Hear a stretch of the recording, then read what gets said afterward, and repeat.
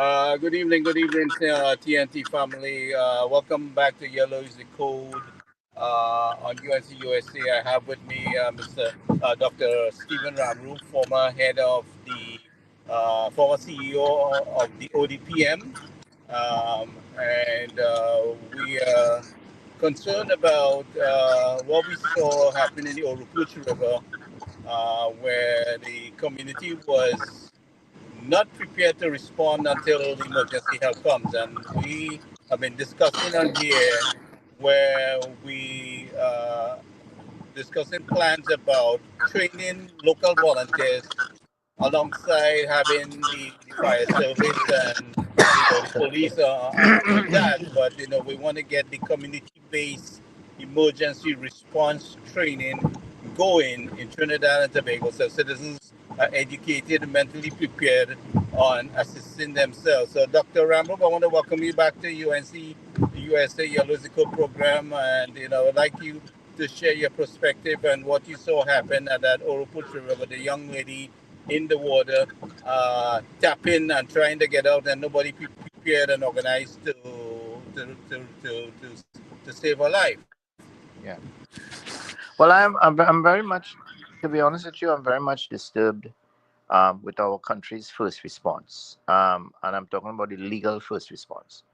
When in in almost any country of the world, you have an emergency, you dial a number. That number is in Trinidad and Tobago. You have 24 numbers. So that's one of the biggest problem we have in this country, right? And in most developed countries, you have one number, 911. Right now that's a big problem. Anyway, I noticed that to explain how it works, and this is very important. First aid is where you help yourself, protect yourself first, like in a plane. You put on the oxygen on yourself, and then you help any others. That's first aid. That's how it works. Citizen response, of what we call community emergency response teams. They are specific community members who, late in the night, they probably will be home. So, in other words, then you don't expect these people to respond to somebody who run off the road into water. This is a specialized search and rescue operation, and it has to be done by our nation's paid legal first responders. What the community has to do is that they have to at least try as best as possible, right? A lot of times they might get killed themselves if they don't know how to do water rescue, because getting a vehicle that is sinking, either rapidly or slowly, in a river that is not just deep but also moving rapidly, which is also, I mean, I know that bridge, and it's a height from where the vehicle left the road, from the road level. So therefore, this needed a call to fire services, right? And in Trinidad and Tobago, such a small country with sirens and lights and sirens, it should not take the fire services more than 15 to 20 minutes, even if it's so much to get there, right? In other words, then that is an emergency, right? Fire services has the wherewithal to get the person out, because if the person was hitting the glass when she went down there, it means that there was a time that that person was alive, and then in the time that the car was sinking, right, it means that she would have tried to save herself, and obviously she was overwhelmed. And the brain takes about 4 minutes before it dies. So in other words, then we had, at least from when she was banging, at least there was a 15 to 20-minute window, right, when this lady could have been resuscitated. This is one instance. There was another instance not too long ago where the relatives said that if the fire services had reached in time, the man would have still been alive. That was in a house fire, right? The other incident, which is not too long ago, is that there is a community called Union Hall, which is very close to the LPG facility by Ramco, right? Which is in the city. Well, it is very on the outskirts of the city of San Fernando. I think it falls within the Pinal Debe, or Naparimo or San Fernando East constituency, and it overlaps into the San Fernando West, constituency. In other words, then it's right in San Fernando as you enter from the eastern entrance of San Fernando. So it is so my brother lives in this community. I mean, this my brother is He's an electrical engineer. He's the CEO of his company, a private company, and he's no stupid guy. He informed me from the time it happened. He sent the photographs, and we were talking throughout. No alerting messages, no sirens, nothing, right? Nothing that told residents what was happening, or at least what to do. What was the evacuation plan? What was the egress plan? How a persons who were living close by had to actually run up the hill. Now, if you look at the three incidents within the last month or 6 weeks, so say, I am extremely, very, very worried about the state of our emergency services. Because, as I said, one problem we have is that there were about 100 different, well, I wouldn't say 100, it's terrible. It's about 24 numbers, right? About fourteen municipal numbers. Then you have 999, 911, 811. I mean, there are a number of numbers, and it's very difficult. In this case, police would have had to be informed, and police, I saw police was on the scene, but I don't know what time they arrived. Fire services, as you know, in most countries of the world, would be the first with police to come on the scene, and fire services would have had the wherewithal to try to rescue this person and resuscitate them. Ambulance services would come, of course, but you don't expect our medics to get into the water because that is a skilled procedure. Because if you don't know what you're doing, you could lose your life as well. So you wouldn't expect police officers or fire officers to get into running water, right? But you would have to have the fire services, and they have been trained to do that. So, in my honest opinion, I'm not sure what is happening. I see in the videos, hunters search and rescue. Now, I have no problem with hunters search and rescue, except they are not the legal first responders for this country. If people are calling hunters search and rescue to do these sort of rescues, the time and the timing is wrong, right? The response time is not good, and the training that these persons would have, I would have a little issue with it, right? And they are not the legal first responders, and they have not been authorized by law, right, to resuscitate or save somebody in our country. We have the Good Samaritan law, right? And it is not a law that is like the Good Samaritan law in Europe or United States or North America. There are many deficiencies in the Good Samaritan law in Trinidad and Tobago.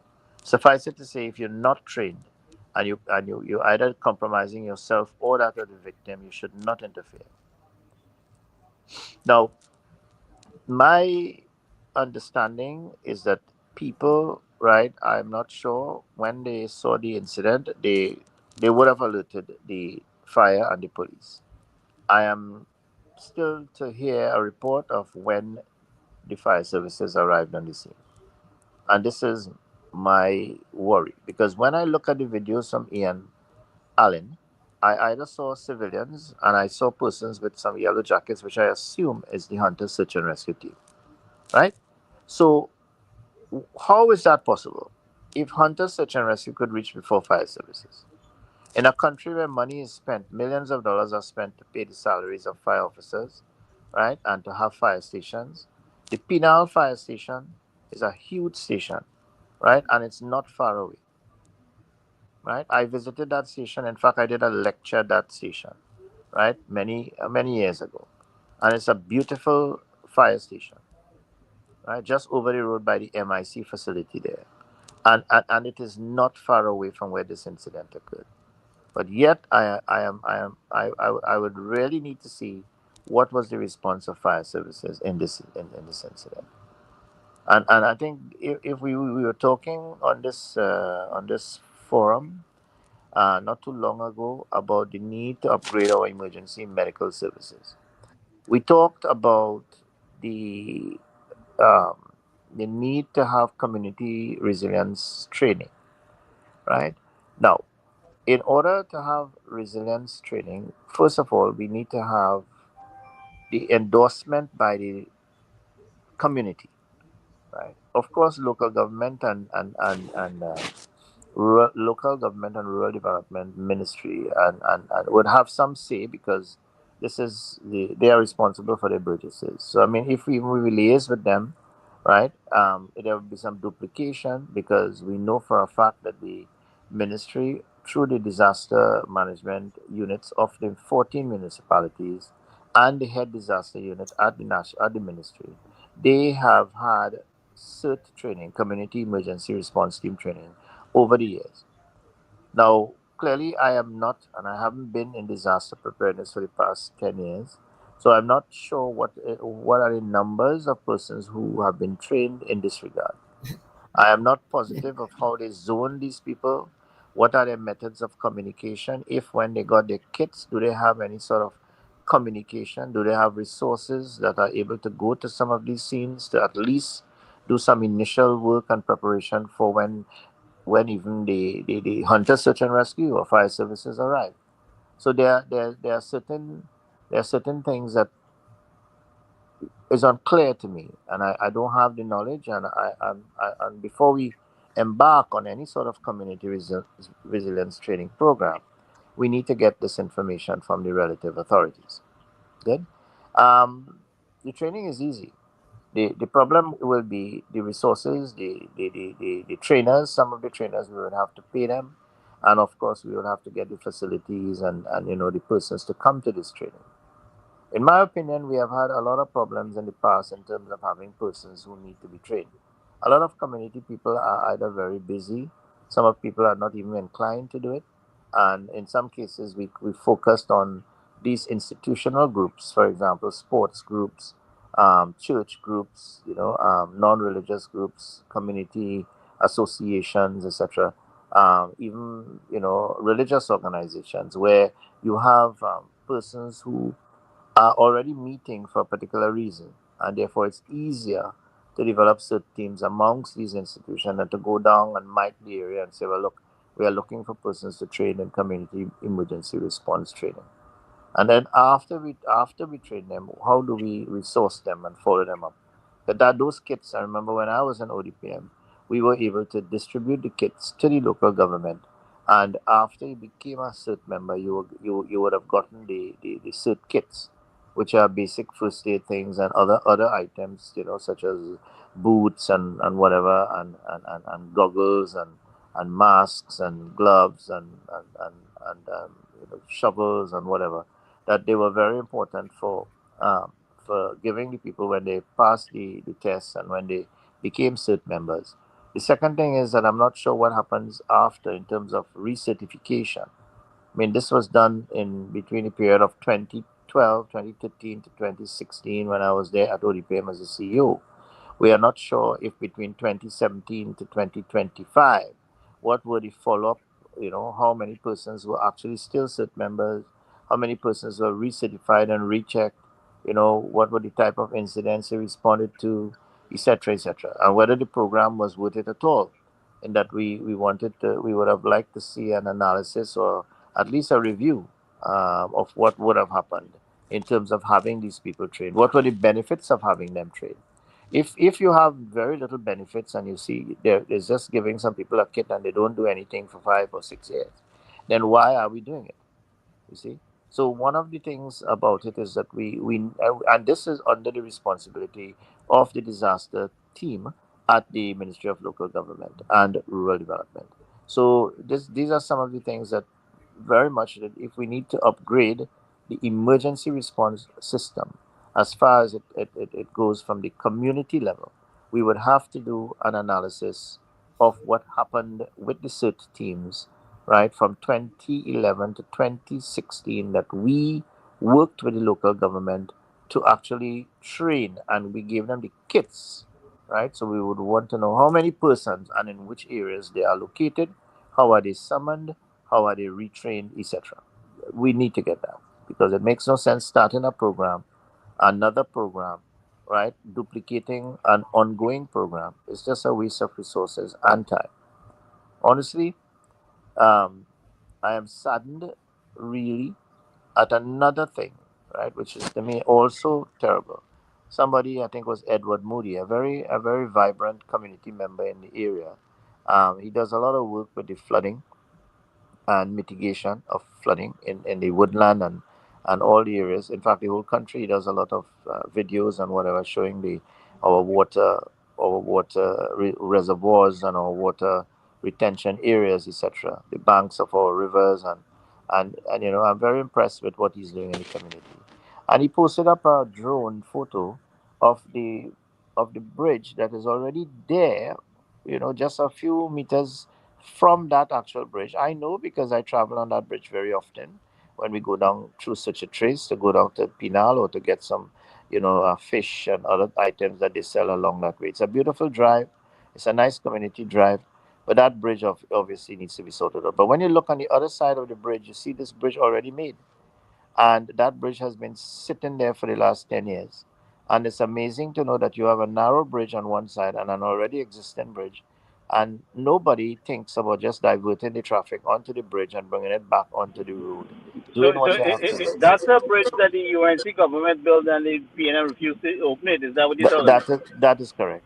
That's correct. And I tell you, it's amazing. When you look at it, it's just a few feet away from that other bridge. Yep, I mean, yep, yep. you can actually see the bridge, I right? happen to know the bridge. Yeah. So it's a pathetic thing. It looks bad. That life that has been lost, right, is a life that could have been saved. Every single life that you lose is precious, and I don't know when our country would start understanding that the value for life is not good, not as in some of the developed countries of the world. I think that we have a lot to do in our country. And as I said, I have no disrespect for the hunters search and rescue. They were there, at least they were there. But what I'm saying is that our paid first responders should have been there first, knowing where the penal fire station is, and if you could make a call to 990 and the fire services would respond, that is the call that you have to call. I cannot see how, right, that they were not there in that river. Even if they could not have saved her, I would have liked to see the shot that Ian Allen put with fire services there because they are the trained person to do that water rescue. That is my problem, right? And you actually see in the vehicle. So if they had the right equipment, they could have actually extracted that vehicle from the water.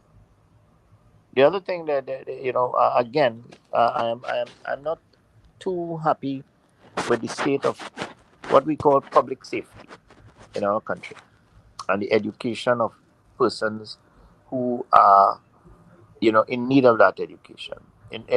As you know, in the United States, you have Homeland Security and you have a division of public safety. In Canada, you have a Ministry of Public Safety. Well, you have public safety broken down to the municipality down here in the That's right. U.S. You Right. know, so it goes from the local government all the way to the Yeah. state and federal government. Right. Correct. And what Correct. I'm trying to say is that there are specific institutions, right, that focus on public safety, that coordinates public safety issues in all that would naturally exist in all other ministries or all other agencies, for example. So if you look at public safety issues, Ministry of Housing, we talked about that in terms of persons retrofitting their homes for persons who are disabled or differently abled, right?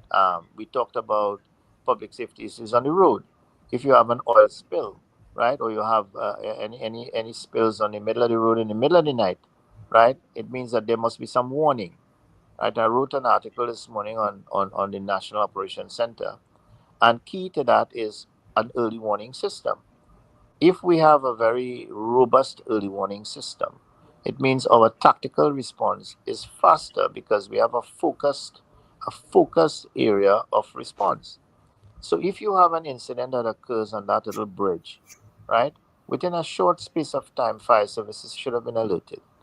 And this is an emergency. And therefore, there's a life at stake. And I'm sure that there were no other life threatening emergencies in the area. So again, I'm speaking without the knowledge of when the fire services actually came. But if fire services were present on the scene, then I'm seeing ENL videos where people were actually on the vehicle trying to extract the dissident, right? And I think that this So, is so what I something. don't understand, for those who were on the scene first, there was nothing a stone or nothing you could have used to break the glass, where the woman was banging on the door and they was going, like Basili to find something. There was nothing there that we could have It's found. hard. It's hard. It's really. I mean, as I said, I know where that actual accident occurred, right? And I know There, the there, state there is of the no river debris from the because they bridge had or nothing earlier they could use. rains. They had rains the earlier part of the day, so that water would have been probably rushing very quickly. The vehicle was probably coming down the actual side of the bank into the river. When I looked at the video, right, the upper part of the vehicle was actually in the water, which means that it wasn't as deep, right, on that end. Otherwise, the vehicle would have moved lower down in the river. That is lower down the course of the river. So I agree with you, right, that I am not sure who was on the scene first. I am not sure how the other responders came to the scene. So a lot of that we have to actually go in depth and see exactly what happened. But if someone heard that the lady was hitting the glass, then the only thing that would have preempted, or the only one that would have prevented that person or persons from going would have been danger to themselves in terms of the conditions of the river and the vehicle at the time where they might have felt jeopardized to do so. I do not think that persons would not have tried to save her because I know people would. So, as I said, I'm not sure what were the conditions of the river, right, that would have allowed rescue, right? The other thing I was talking about public safety is that there are certain methods and there are certain things that people have to do when cars are being submerged, right? And there's a certain, people are trained, I mean, they're not trained, Number they're one, you can't advised. pull the door because the door is jammed by the water, right? So Right. So you have to you have break to the glass or actually, the you have to windshield or actually, something. correct. You have to actually do that, or you actually have to wait until the car is submerged to a certain level, and then the door will open. Right. So I mean, the thing about it is that these are things that when people are panicking and they're dying, they wouldn't think about these things. They would try to, save their lives by hitting and alerting people and crying for help, which was what this young lady was trying to do. Right. As I said, we don't know the incidents. She has passed, so only she would know. We know that somebody, if they are talking the truth, they heard the hitting of the vehicle, saying that, oh, help, help, help, or hitting the glass, right? And trying to probably break the glass, whatever the young lady was doing at the time. But as I said, all things being equal, my my frustration and my interest would be why our national first responders, our legal first responders were not on the scene. Whether they could have Yeah. saved her or not, What was the I would. notification time? How quickly did they respond? I want to know why fire services were not on the scene. Right. This is my worry. If they came after, fine, but I would not. I would How long? prefer. How long? What was the time frame in the This what I'm saying. response? They probably came when the people retrieved the body already. When Hunter Yeah. Search and Rescue pull out the body already. So the thing Yeah. about it is that that is too late. What are you Yeah. coming to pull out the vehicle? So the Because thing about it is that I've seen videos where the hunt and soldiers rescue people were there with the body on top of the car, and I this didn't is see no fire rescue people this, there. this I is saw this them. is my problem. And what I'm saying is that how can you be paying an entity, right, millions of dollars per year in salary? We are resourcing these people with ambulances and things, right? And why it is that they were not there? And that is what somebody will have to give me a reasonable answer because it is not acceptable. It is not acceptable. One of the things I am sensing, Dr. Rambo, is that people are batting for turf and they are more fighting for control than in working in tandem or in collaboration with each other. We lack it's like I am in charge, that's my thing, you can't come here, you can't do this, But and, I would and hate to think, I would hate to think that the people in the area called Hunter Search and Rescue before the fire services. Because if that is the case, that's terrible.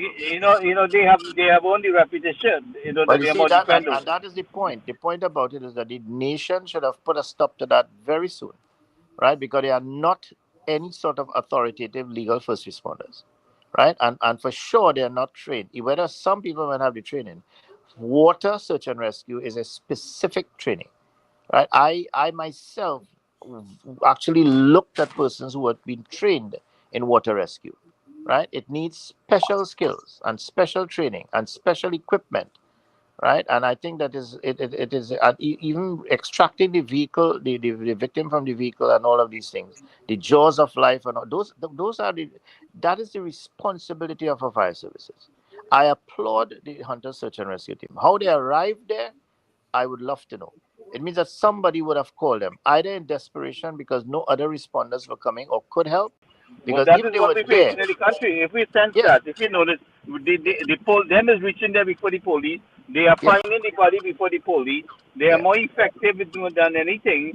And yeah. But yeah, you know, we definitely don't want them to find the body. We want people to save the lady before before we extracted a dead body, yeah, and yeah. that is I'm responsible. just saying. I'm I just know, saying. no, In other and that's the incidents. point, and I'm agreeing with you. The point about it is that the protocol is to call fire services, call police, call 911, call 999, call 990, right? And I would want to know when they arrived on the scene and what they did, right? So I really want to know when police arrived on the scene and when fire arrived on the scene and what they did.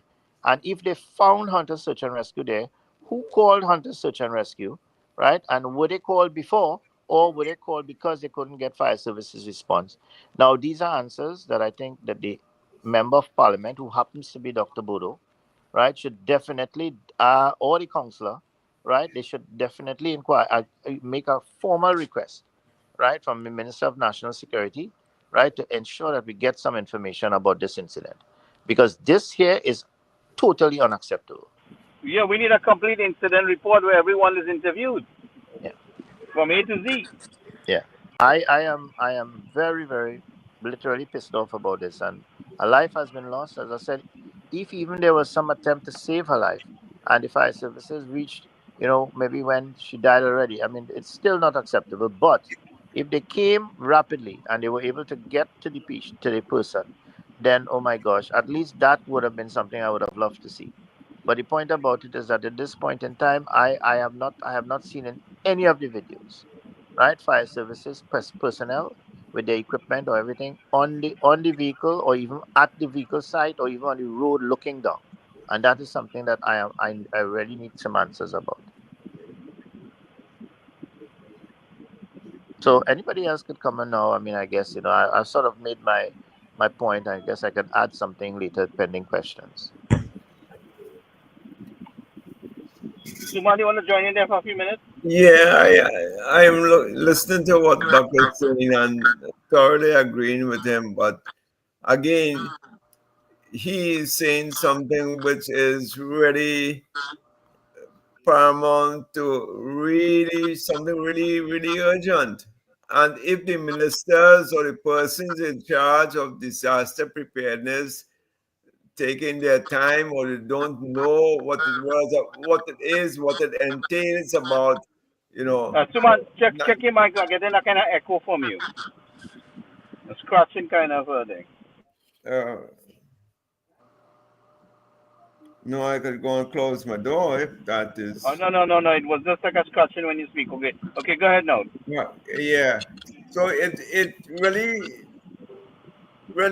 telling us that these or the ministers really over this next couple of months before budget need to prioritize and identify what are they going to do come October, because if they are not doing that, then or if they're waiting for budget to be approved and then they're going to start to do something, it tells you we might be in this state of chaos for a while to come. And things like public safety and people's lives, exactly what Dr. Ramu was saying, that you don't pay the attention to these things, we don't, it's a no care attitude and so on.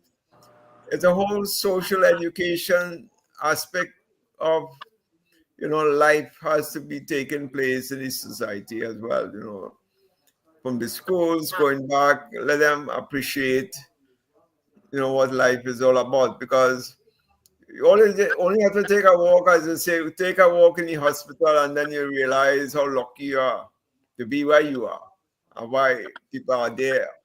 They don't know when they're going to see you next day or so. So just take a walk by the cemetery or the cremation side, and you should be always thankful for life. And if ministers and those in authority do not see things like that, and they figure that ODPM and these things are like second second-rated option. We will do this when the time comes, kind of way. You know, But somebody. I see what we need to do as a sense of urgency, where we need to get going with this program. It doesn't take much to get going. All it takes is the will. To, I mean, look here we have Dr. Rambo. I mean, extending himself from leg and breath at TNT. You know, with all these knowledge and willing to guide and everything, and yet we have to see someone engage him who has the authority to make the decision. You That's know, it.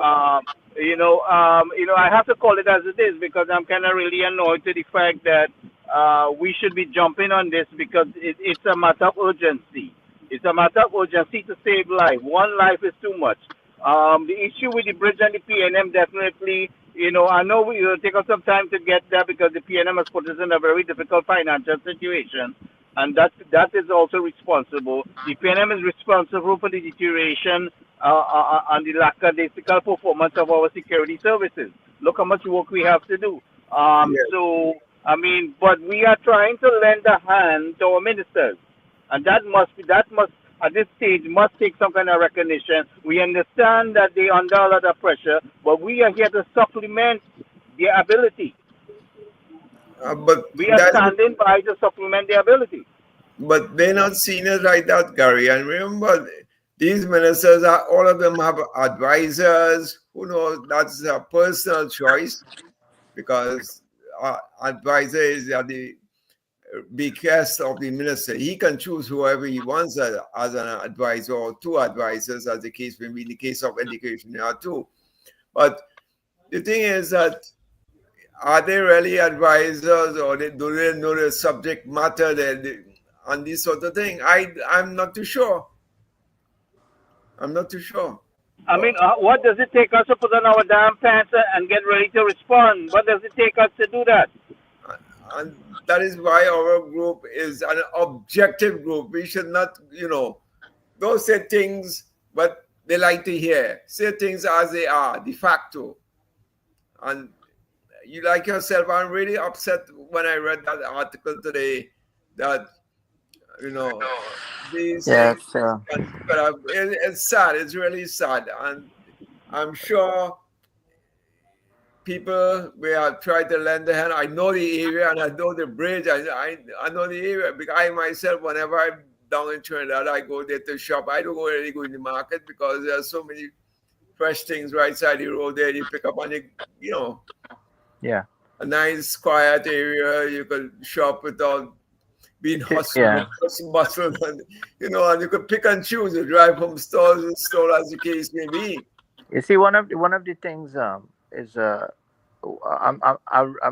really not understanding the community, right? The people are wrong. I mean, in that area there are fishermen, right? There are people who could swim, right? There are people with cutlasses and grinders, and I mean, if what seems to be the problem when you look at the vehicle, right? It seems that she was probably strapped in and she couldn't get out from the seatbelt, right? For some reason, because the top part of the vehicle was not submerged. If I remember correctly, it seems that it was probably, I don't know if the water had filled the glass, or because the vehicle was on the side. It looked like the driver's side was down in the water. Yeah, so it means that she was submerged in water, right? And possibly she could not have released herself from the seat belt or whatever because the vehicle had fallen on one side, so she could only exit from the other side, right? Yeah. Right, and it was on the front seat passenger side up, so that means she was on the driver's side on the right hand side. So it's either she couldn't get out from that side, and she was shouting before the water actually submerged her. That was on her. So she had probably about between 10 or 15 minutes before she died, and in that 15 minutes, that was a golden time for, at least for somebody trying to save her. If they went in and they looked in and they see she was on the other side, then it would have been difficult, and so it might have been thing. But at least they would have tried. So, but what does it take to break the glass? What does it? I mean, in a river, in an area with debris, with branches, you have so many things there. as I said, I am really not sure what really happened, and we could only surmise, So But you I see, think, yeah, this is why I want a combi. I understand the fire service should be in charge, but we have to make that connection between the local community and the engagement of the fire department through the Ministry of National Security. We need these ministries to come together in this planning process where the local government, the councillors, and some councillors still yet to have to understand what is really needed of them, more than just box drain and attending a few funeral and wedding and carrying out hampers. You understand? We want to change the whole concept so that that we are better able to service our country. Go ahead, Dr. Rambo. no, as I said, I agree fully. A community response and a community in this case would obviously have helped. All right. I don't know if they went with the default, which seems to be the problem now. If you have any problem with an emergency that deals with search or rescue, you call the Hunter Search and Rescue, because they appear to be in the Facebook and social media. They appear to be everywhere, and anytime a body or a person is missing, you're seeing them finding the body or there.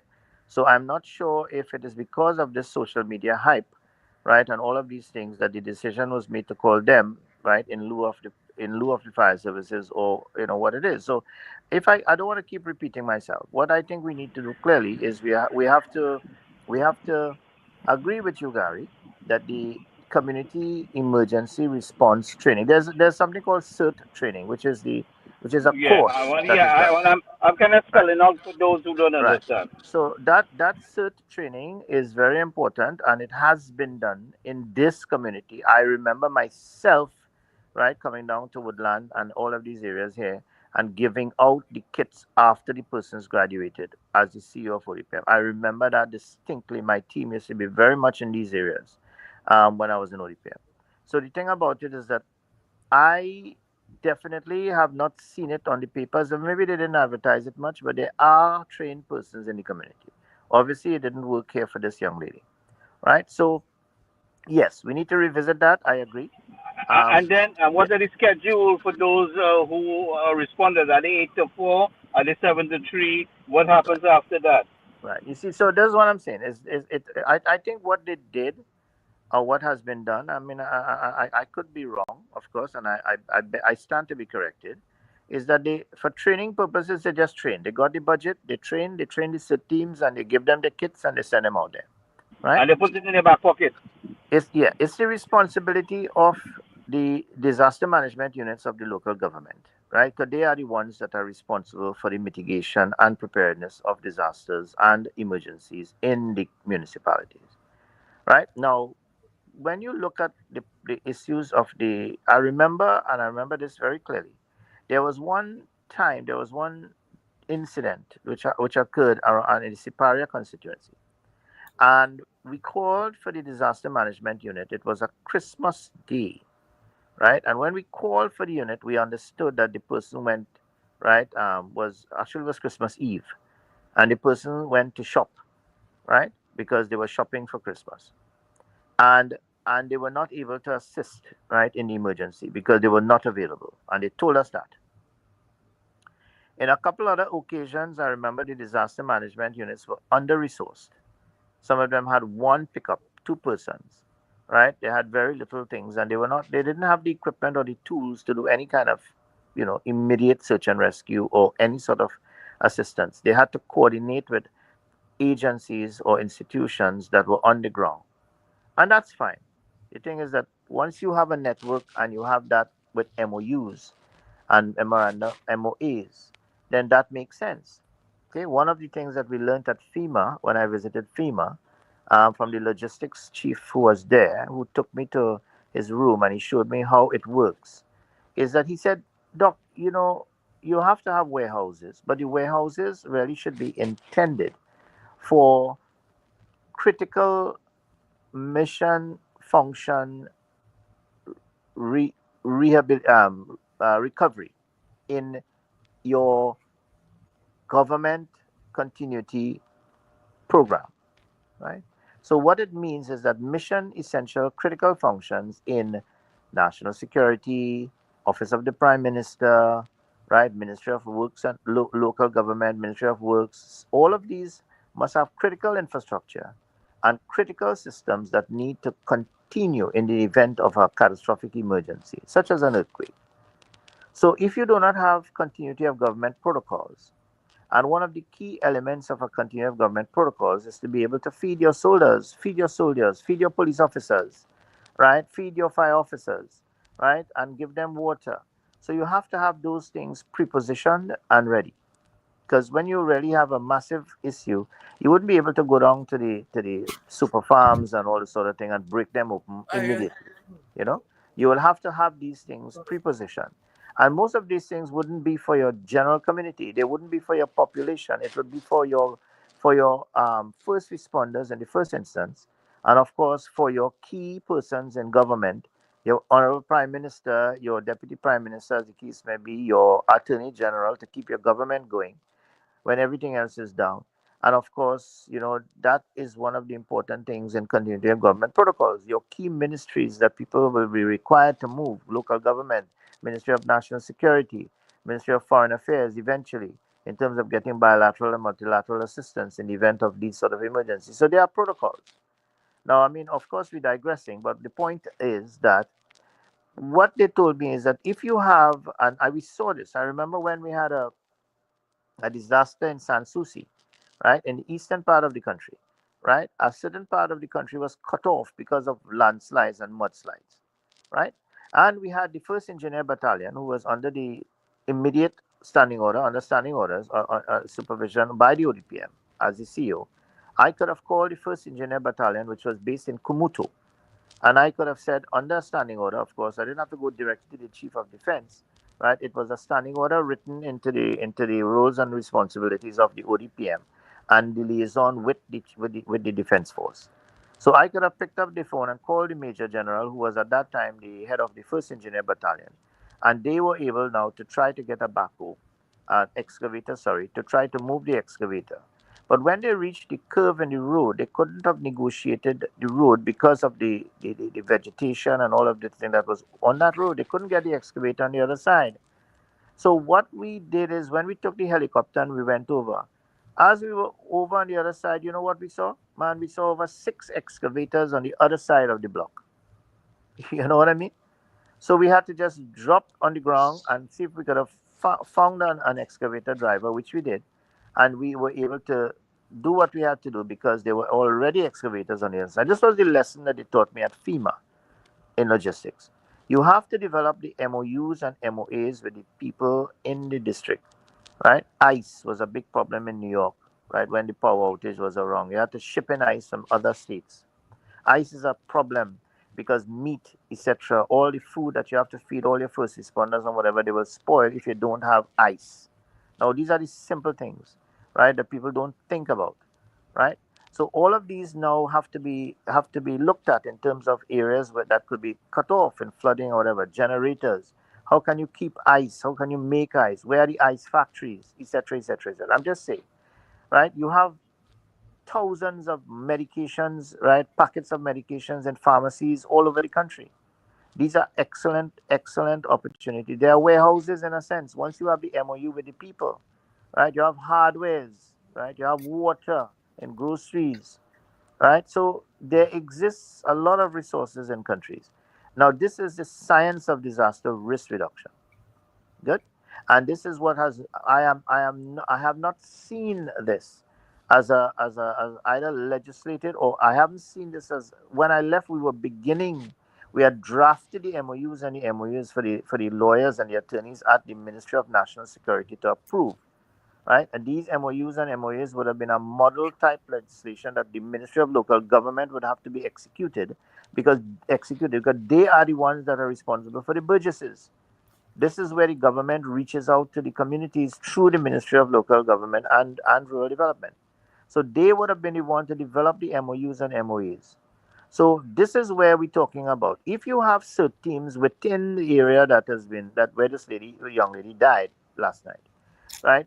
That means that you would have had already had a database that exists where all these CERT teams or people are located.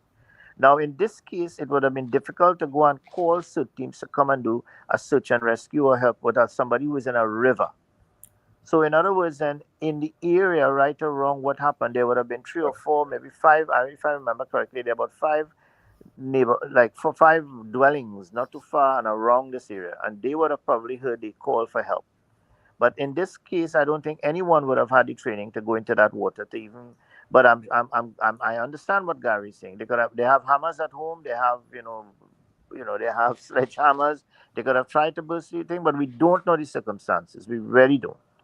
So, in a sense, right? I would support, at least the first thing would be to meet with the Minister of Local Government and Rural Development, right? If the second thing would be obviously to engage her with her disaster team to find out what is the state of the community resilience training or capacity within the country, not just in this area, but all the municipalities. I Once we have an idea of how many persons were trained, the other thing would be for them to tell us, right? What is the plan then? What is the continuity plan of what are you doing with these people? Are you bringing them back? Are you forming teams? Are you training these teams in response so that when something like this happens, you make a call, somebody triggers a call, and then you have people driving down the road, like how you have the citizen fire service fire officers in most countries, where your fire services is not very fully packed, but you have fire stations with paid fire officers, but you have a lot of citizen fire officers, people Volunteer. who go and train or whatever. So they build up the capacity without costing the government too much money. But at least you have your trained ones who can get the tenders out and it, but you have civilians who will go and assist them. Trained. And is it this kind of thing that you're talking about? Is it this what you're talking about with these CERT teams? Have you instituted that? So we need to ask the questions. And what Sumant is saying, and what I have experienced in the last few days, in the few weeks that we've been talking on this program, is, in fact, as I told you, one person even called me and told me to shut up. Right? Maybe that would help. Yeah. So the thing about it is that it's for some reason, right? There has been a shut off in the sense that I don't think that people want our help. I'm getting this opinion. I just have a funny feeling that it seems that they already have the thing and they're going forward, and they already had a lot of discussions when they were planning the election campaign, and around them there are certain competencies that they would have identified during this time. Now they are tapping onto those competencies and they're taking their word for it. Sumant, in a very early program, when I had now entered the program, made a very important observation and comment. And he said, young ministers, you all are fresh into this. You are going into ministries that has a heavy PNM, right? A heavy PNM presence. This country is a PNM country, whether you like it or not.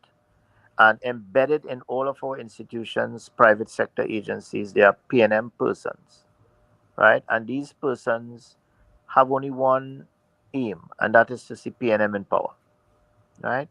And therefore, you are fighting a battle. We talked about the first year being lost and the last year being lost because of that bureaucratic issue, right? Of people in the ministries causing bureaucratic blocks, mental blocks, right? Physical blocks, right? For our ministers and our agents, right?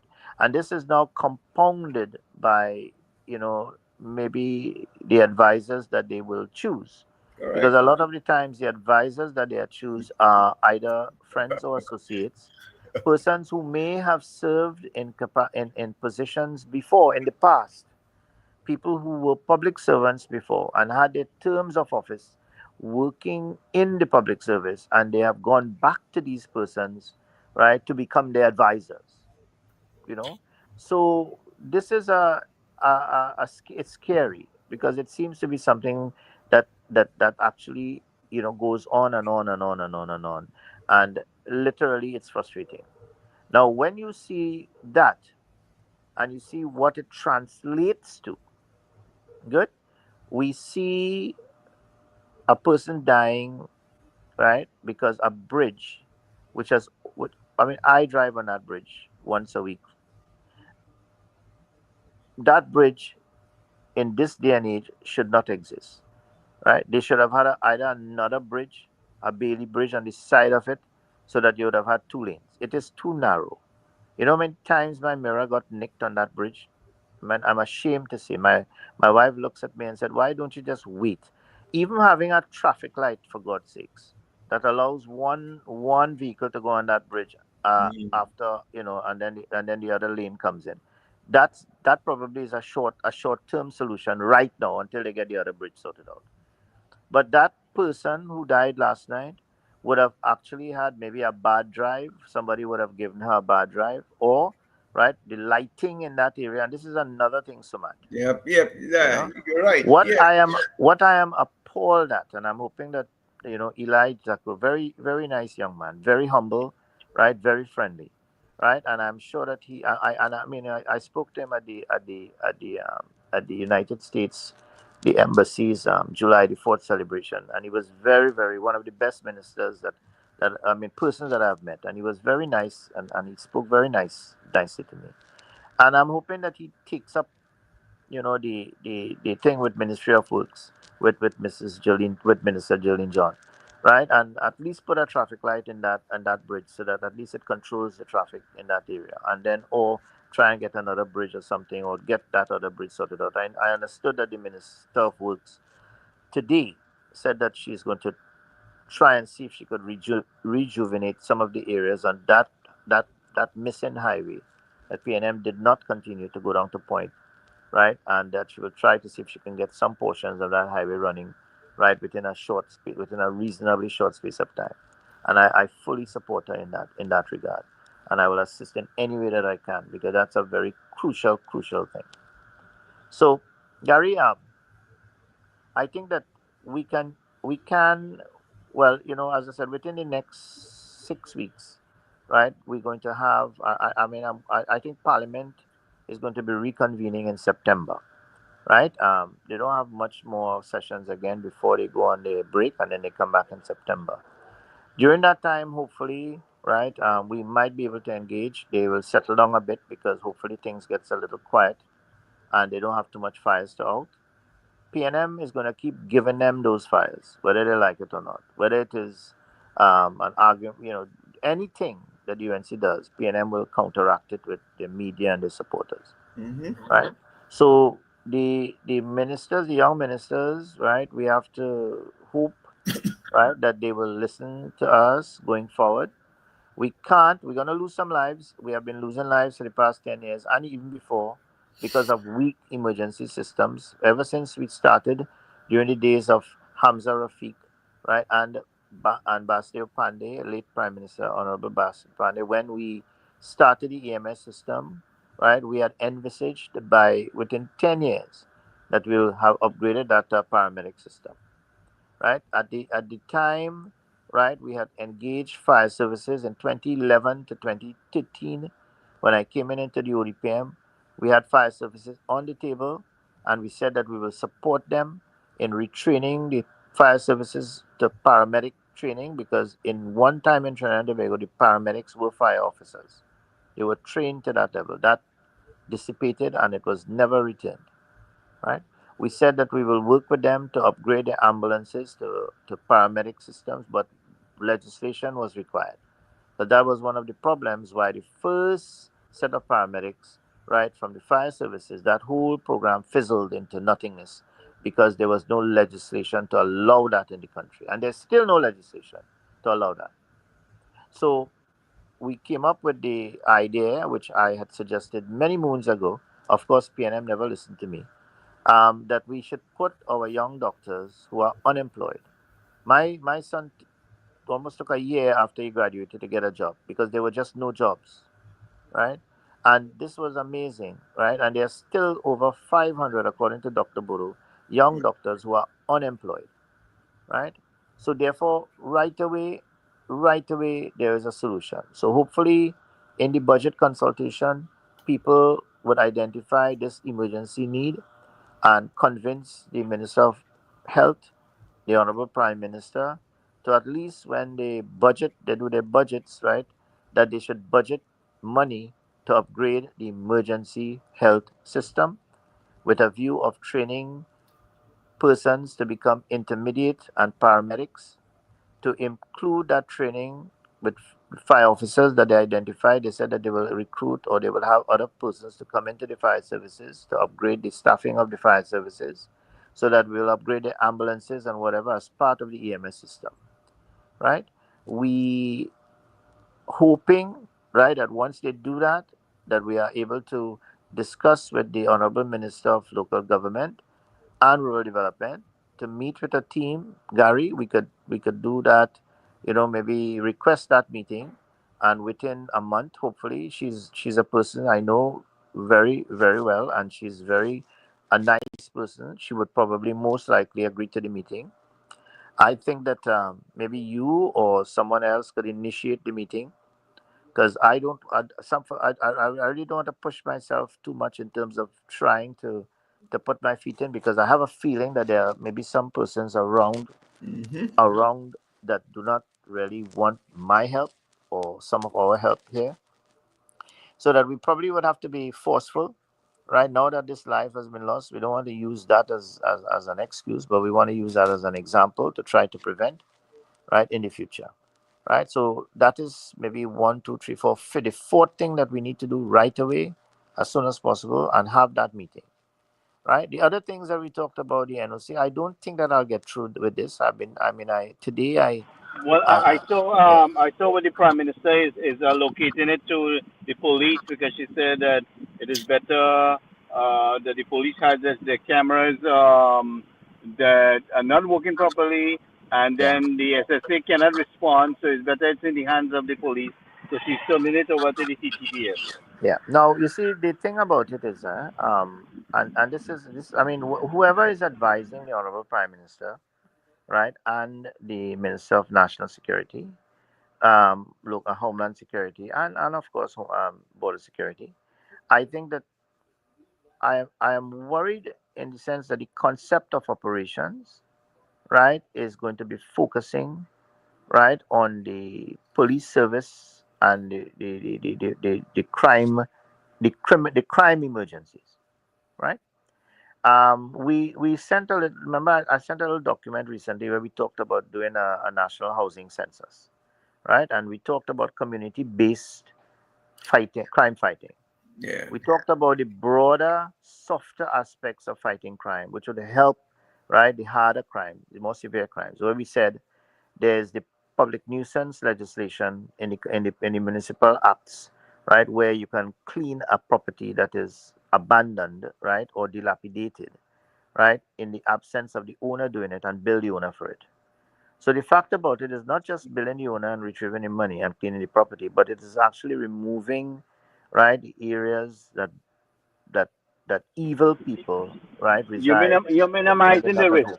You are That's one. minimizing the risk. You're Correct. Good. minimizing the risk. It's something that is very important. It's something that we found when we do studies in other communities around the world, right? That when you get rid of some of these areas, look, we talked about we see what is happening at Aripo, right? Where Yeah, for the hell of ever me, I so don't often understand there's a about body that there, place.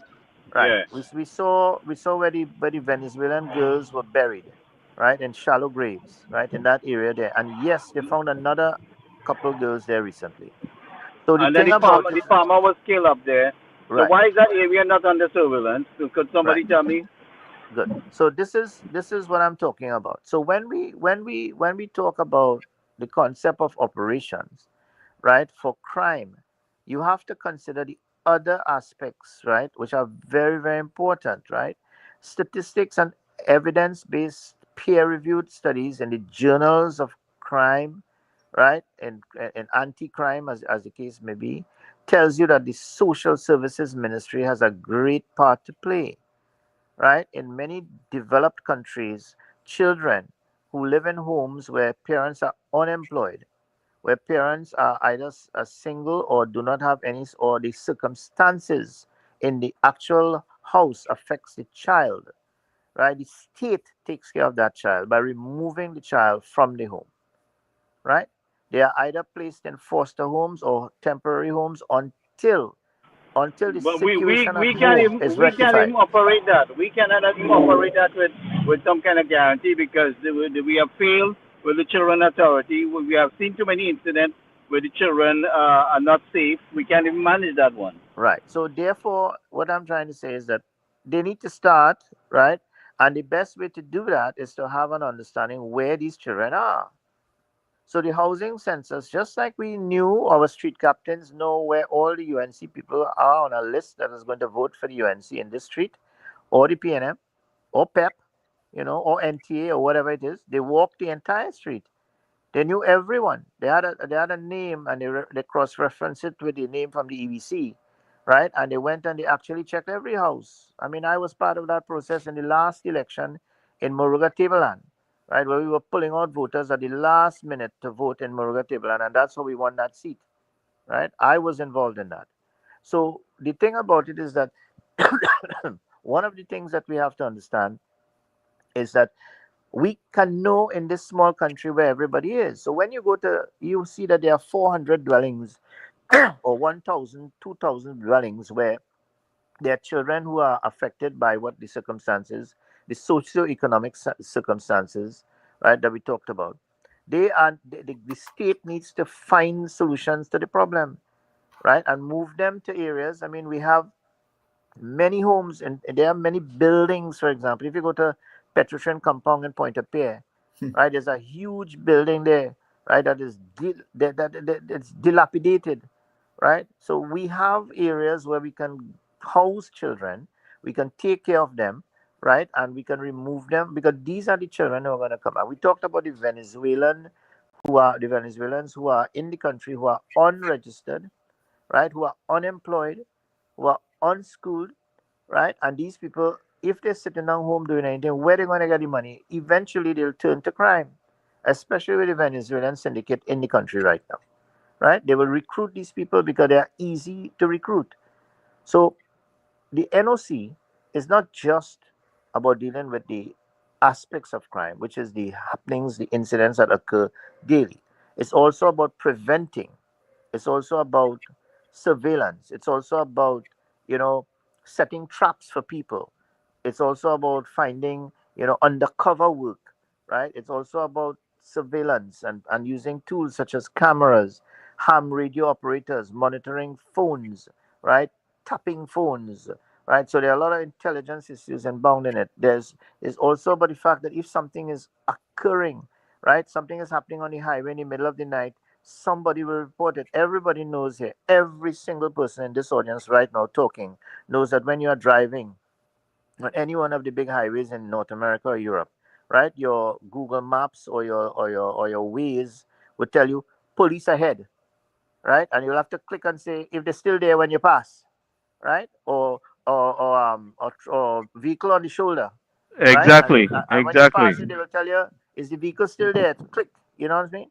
Now all of these, right, are early warning systems, right? I remember, right? I remember, right, that we had one of our senior members, managers of the ODPM, right? They went to use the washroom in Movie Town, and they left their government phone with pertinent information, and they left it on the actual toilet bowl on the tank itself, and they left and they forgot it there. Yes. Do you know that we couldn't get the police service to locate that phone? We got a company that does the security for the US Embassy, right? Through our networking, the US Embassy. And they were able to, to go and find that phone. And from the minute the person opened up, right, their messaging, right, WhatsApp, we were able to find the phone and get onto the actual face of the phone, right? Once they opened it Yeah. up, we found the phone and we were able to send the police officers and retrieve the phone.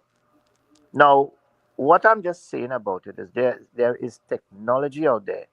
Now, all of these things, yeah, all of these things exist, right? And these are the things that are part of the early warning system that feeds back to the NOC, right? So when something happens in the middle of the night, there's an accident down the highway, the police in the local area is called. But one of these persons who are passing on the road, from the time they see it, right, they will report it. They will call some number. And if you have one number to call, and if you can't remember the 20, 14 or 15 numbers, you remember 911, right? Because 9 times out of 10, if you call 999 or 990, you'll be put on hold, especially on a busy weekend. You see? So this is the point I'm making. The concept of operations of the NOC. I don't mind if the NOC is in the TTPS or SSA or whatever, right? But the fact that SSA was in control of it, it doesn't matter who is in control of it, right? Because once you have intelligence officers from all areas in that room, right, and monitoring key areas, right, and I'm saying that the kind of cameras we have to have a separate room for monitoring. The NOC is just the area that assimilates the findings of the monitoring persons, right? What I know what I actually saw with my own eyes in the United States, I saw it in Brazil. I also saw it in Singapore. When we visited the national operations centers, we saw that there was a room where they hired these people, young people, old people, whatever, and they will come on shifts.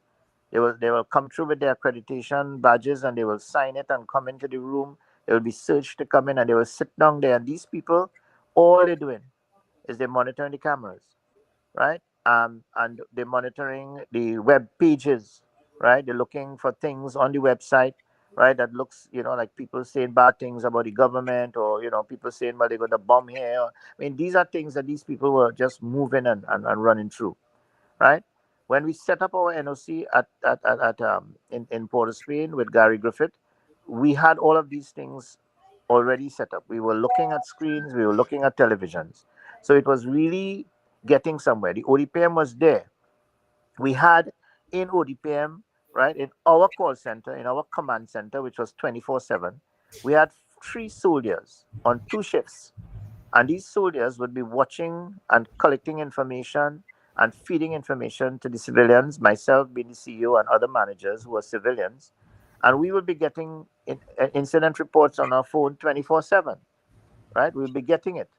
So which means that we were able to have that situational awareness, right? In all areas. We were picking up a malaria case that came into a boat in Point Lisas in the middle of the night, right? From one of the persons who on the ship. When the port health went, he got a report of malaria. Now, I mean, what I'm trying to say is that we were picking that up. We had ham radio persons from what we call REACT in Trinidad and Tobago, TTARL, Trinidad and Tobago Amateur Radio Association, right, and REACT, right, which is the more bigger organization, and they were part of the ODPM. They used to come to the meetings, and they were in fact, when everything was down, right, when we had the volcanic eruption, we were having messages, and we used to be getting REACT and ham radio messaging into our messaging system 24/7 before we even had it reported to 999 and 990, because people were sending the messages to us and we were getting information before them. Just because of this wireless radio, this ham radio, right? Amateur Radio Association. So there are lots of early warning systems. We had the TSTT had put in riverine meters, right, in about 6 of the rivers. Now, all of that was feeding back to the ODPM. And we were picking up whenever the river sensors, when the water was reaching a certain level, the TSTT had the actual, the signals were good coming back to ours and a meter center in the Water Resource Agency. So we were picking up that, right? We had the ambulance system on board with us. So whenever there was like 2 accidents or 3 calls from the ambulances, or, we had in fact, at one time we had a school in Barapore, where we had and then it was come and scramble. Gastroenteritis, you see. So this we picked up at the ODPM. So when you have the ODPM representative in the NOC, it means Dr. Rambo, you're breaking up. Coming very scrambled. Yeah.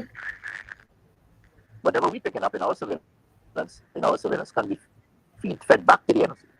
So that once that occurs now, it is easy now for the NOC, wherever it occurs, and whoever is running it. Dr. Rambo. Hello? Let him come out and come back. Stop it.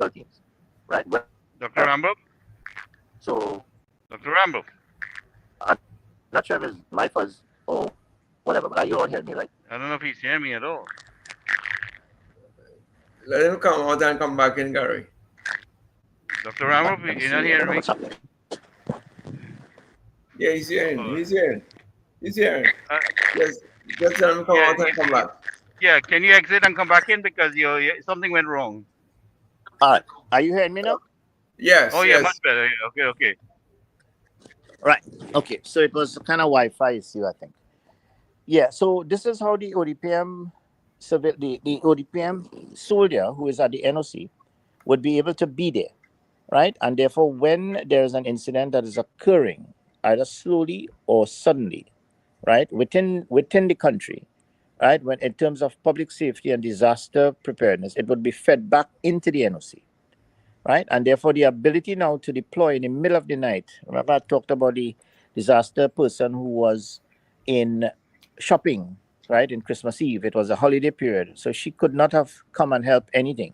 And she said that herself. She said she can't. I'm shopping, right? So civilians in a certain situation or time cannot respond, and this is where state paid first responders, right, have to respond when we are sleeping as Doc, we have civilians. to combine it. Yeah. We have to Yeah. combine it. Well, no, the thing about it is that there's a certain time, right, in certain disaster situations, right, certain catastrophic events when civilians cannot or should not respond.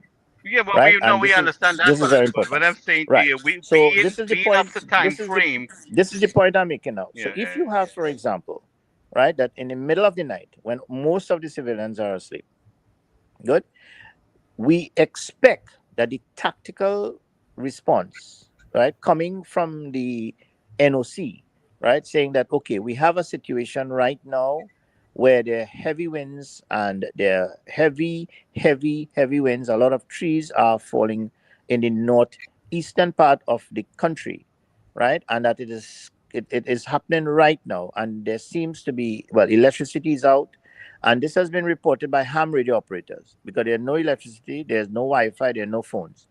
So we're getting the message from ham. Now, where is that coming in? If you can't call 999 and 911, where is it coming in? It's coming in from your public service, your public safety agency, ODPM. Because we already have that ham radio connection where we have soldiers in our command center picking up, right, the calls and the ham radios and using it on our web base because we have our generators, we have our SATCOM, right? We have satellite communications and we have Wi-Fi, right? But we're getting it from the ham radio operators because they're picking up from the ham radio operators, right, who have been isolated in the northeastern part of the country, which is something that actually happened. I'm telling you something that actually happened. And then when we realize now that they're having a situation that is evolving, right, we were able now to have the Ministry of Works, everybody now was actually put now on notice, right? They couldn't go out in the actual event while the event was going on, but the state second line responders were put on notice. The first responders couldn't do anything when the incident was happening, but from the time the incident stopped, then the fire services went and declared and looked at the area. We already sent up a helicopter to look at it. So there's a process. Community now started.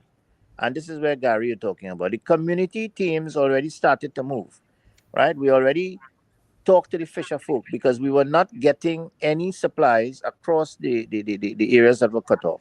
So we had to use fisher folk that was in the Matura area, right, to come with their boats, right, more further east, right, into to the junction in Toko, right? I'm sorry, in Matlot, right? And they were able to, not Matlot, what is it? It's the junction in Toko, sorry. So when we went over there, sorry, we were able to get right to the Matura people using the fisher folk and carry supplies and things for them eventually. So it's a multi-agency response.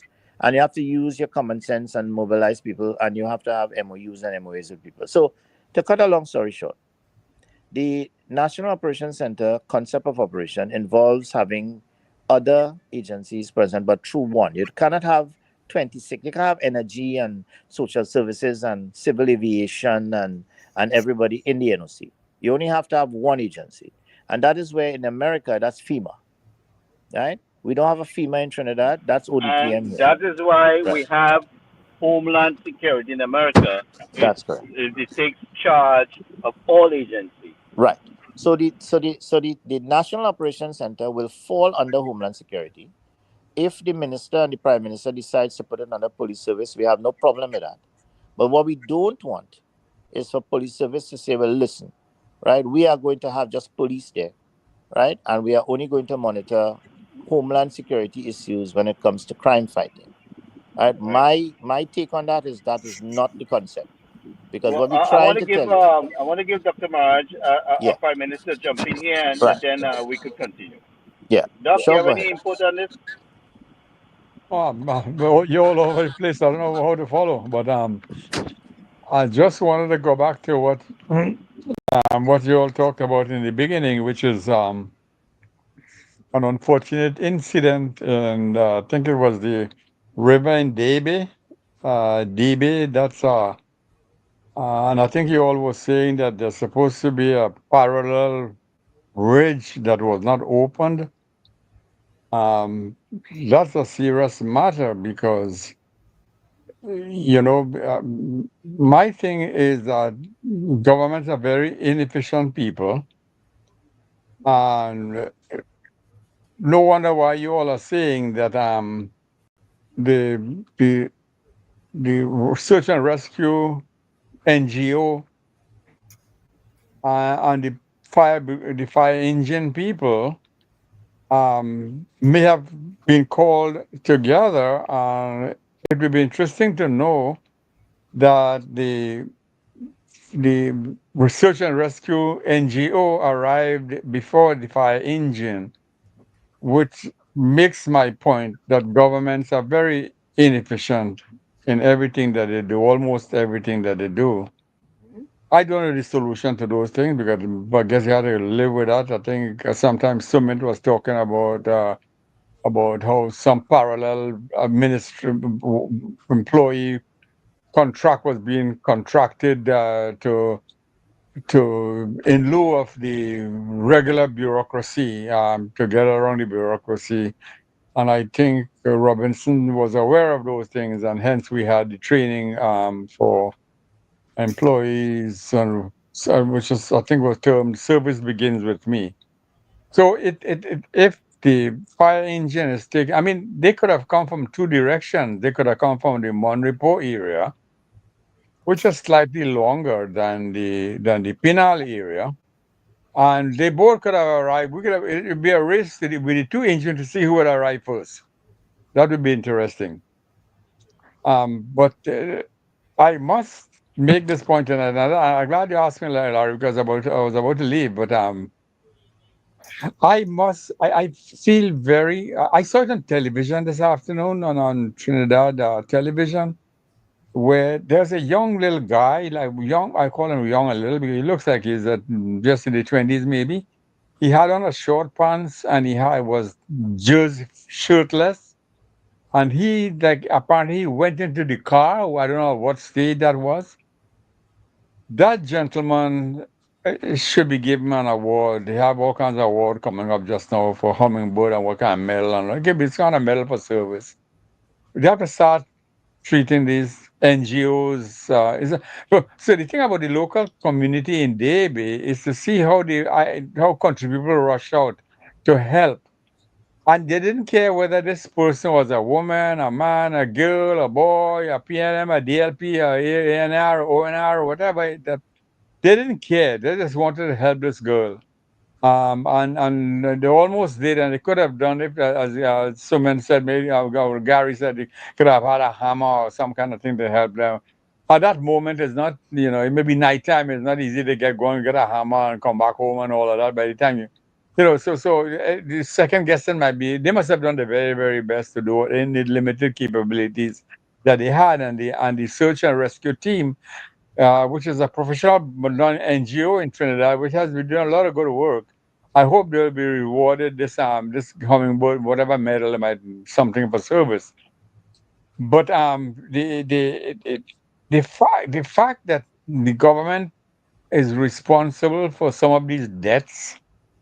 There should be some law where the government should be thought responsible for payments. This is jumbling up in a issue that the Trinidadian life is devalued. It doesn't have a full discounted value that a human being should have. So when you see somebody gun down somebody in the middle of the street just like that, you know what reason it might be. Or someone they didn't fix the bridge and this caused the driver to lose control because they had another bridge parallel for 10 years that they didn't do anything. Somebody has to pay for these things. These things that governments and government type people are doing. For example, the workers who lost their lives and they're sucked up in a pipe, and the government run around piece of paper and have an investigation. This tells you they have so depreciated value of Trinidad life that it doesn't, it couldn't make sense. These are the issues that they need to be talking about. And rather than politics and all those kind, those things are not the value of life is what has been depreciated so badly in Trinidad. So you have to cage yourself around in a house to cage yourself from bandits, and then the fire catches and you can't get outside. So you're locked into these things are ugly, they are bad. These are the ills of Trinidad society and maybe third world countries on the whole, but Trinidad in particular, with the crime and the non-responsiveness by important institutions. The other we talked about this, we talked about, can the fire brigade tell us how many minutes, and they have to have a stopwatch in their hand, how many minutes it take to arrive at a fire scene from the call to arrival, and based upon some mileage or some congestion that you could factor that into the equation. So you have a pretty good standard how long they will take. If the Hunters Association arrived there before and they got the call the same time and they arrived before the fire engine, that proves my point. That government are very lazy and can do nothing. Nothing. They got a big part and they have security, 10 years shipping a job, and they're doing so little for it. I mean, I'm not blaming only the employer. This is a whole systematic problem we are having. Correct. So Correct. this cannot be settled by us. Even one government. Let me tell you, this government needs 15 years at a minimum to bring this on stream. So then they could really rock the boat a little bit. Because they locked the boat now and you could see what's happening. So let me just, because I know we're going to stay long tonight. I want to make one more point since I think the one about we will stay as long as we need to get our points, and you guys will end the talk. Yeah, just the SOE that I made a point sometime before the SOE. The PNM saying that their SOE was successful. And I would say, yes, it was. You know why? Because they succeeded in uniting the gangs. Now we hear the current government and the minister of one of the ministers saying that the gangs are no longer fighting each other. They are united against which is now the government. So congratulations, Mr. PNM. You did a good job. You united the gangs to fight now, to organize themselves against the government. Thanks, you did a good job. Congratulations. If I may butt in and say something, there is a massive earthquake in Russia, 8.7 on the Richter scale. Yeah, I posted it. Okay, all right. Sorry. Yeah, but the entire West Coast is on a tsunami watch. West Coast of USA. Yeah, well, right. So they just cannot. I don't know when. Some of you talk about that tonight. Well, when they're going to have some benchmarking on arrivals. I mean, this. I'm really. These are country people who really rush out to help, and they didn't care whether the person was a bad person, or whether the person was a criminal, whether the person was just murdered somebody and running off the road with a car.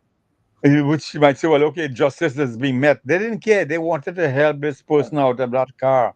Yeah, yeah. It turned out to be, I understand, she was a girl from somewhere, not far from another city or another town nearby, Sipuria or somewhere around there. She's from there.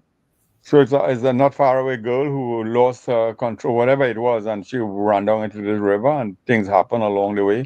And some of you pointed at the lighted area, and you could have all kinds of issues. But we could point all the issues. In the end, I want to know what is to be done, because all the matters you raise, I know Dr. Ramrup raised lots of thousands of issues tonight, because he's so wealth and wealth of knowledge and an encyclopedia of all these things Trinidad wise that are going on, all the ills of society, and I really hope he deserves and get the attention he's supposed to, and he better get it fast before this. I hope somebody. I'm trying to see if I can get something organized myself, because Dr. Ramrup does deserve some more attention. He has plenty of work to be done. There's much work from him yet to be done, and so to you, Samantha and Gary too. Not me so much. I will only talk, but I don't think I have much to do except I would say no, and then I'll shoot a little. Dr. Ramrup sent me a picture there. Of that's if you look at the screen there, you will see the area, the bridge, the narrow bridge, and the constructed bridge. Yeah. I drive through that bridge, Gary, and at best only 1.5 vehicles could come at any point in time. I didn't know the area when I first went down 2 years ago. I never knew the bridge, but I went to take my sister to the market and coming back, and I had a Suzuki. So I was able to go, barely my tires were on the very edge of the very edge, because I didn't know it was a one-way bridge or 1.5 vehicle bridge. But then again, if you do not know the area, it's a something very. In fact, there's another bridge I saw Minister Watts repaired, and the people was thanking him because the PNM did nothing about it. It was they would still have them old wooden estate bridge that people was using, and like I say, billions of dollars spent, and all the Galavant with the PNM and the Rohanson Anand and Paris and them making and nothing to show for it. Then it have this moron there that comes and try to spin race into the whole thing. He looking at the racial composition instead of the capabilities of the persons appointed to certain positions. So you see where their mindset is, okay? But what did they do to upgrade the country? No, Dr. Maraj calling for at least 15 years. I say at least 45 years. Well, it might take that long minimum, because I'll tell you and how something. about never? For the level of wickedness PNM did to the country, we must educate the population. We must use this platform to broadcast it again and again, bring all the information here and publish it and educate the people of the damages and destruction the PNM did. Some may never see it because all they could see is race, right? But the thing about it is we have a government in place that is interested in trying to restructure things, trying to upgrade the level of service delivery, and we're just getting started. And that's the point I'm making, Gary. The government has to be held liable in some form or fashion, not only losing office. But I understand your point there, but the point I want to make too is the government. You see, the thing about we don't have a system that holds people accountable. It's not enforced because the court corrupt, the police corrupt, every agency corrupt, right? So there is no national force that's above all of this that can hold them accountable for non-performance. Yeah, because you try to raise an issue, the court goes against you. And I think that is deliberate. That was deliberately done over the past 10 years. By design. Because let me tell you, Gary may have heard me say this umpteen time. Every ministry in Trinidad, every system, everything is broken. Not broken. It wasn't broken. Broken is a nice word. Single system is broken. It's rotten. It's rotten. And that was So deliberately done. right. So No, that's why I'm saying. you see the level of doc, you see the level of information they bring in forward. I don't know if you get a chance to read all the articles there of the level of corruption within the prison system and the racket that's taking place. PNM facilitated all of that. PNM Yeah. have utilized these men for election. That's why Yeah. they're facilitating Mhm. that. And the PNM have tried to blame the PPG government. These are the people that infiltrate our system of government and made demands and threats to get their part of the cake. You know, so that and then they're trying to blame our government for it. Because you see, malfeasance in office mean dereliction of duty. They have to have some system to account for it. For example, they're trying to refloat the refinery, as you all know, what has some committee or whatever going on now. Um, that past government is responsible for whatever happened during the shutdown period. Because if they didn't shut it down, we'd have been in a better position to keep it afloat. At least they could have kept it minimum running. No, they shut it down entirely, and now we had to restart it back. It is more costly. I made a point to Kamala when she was here, some years back. Mhm. But because they also shut down the road to Point 14, that highway. Because for 2 years, how many years they didn't do anything, or they would decide to abandon it. I don't know the people in Point who made noise or what happened, but they restarted it some many years later when people would have moved out a lot of the iron and the whatever they left in the area, and then it become worse off to restart the project. Because when you have a project and you leave it and abandon it, it is much more expensive to restart than if you started all from very scratch, from zero.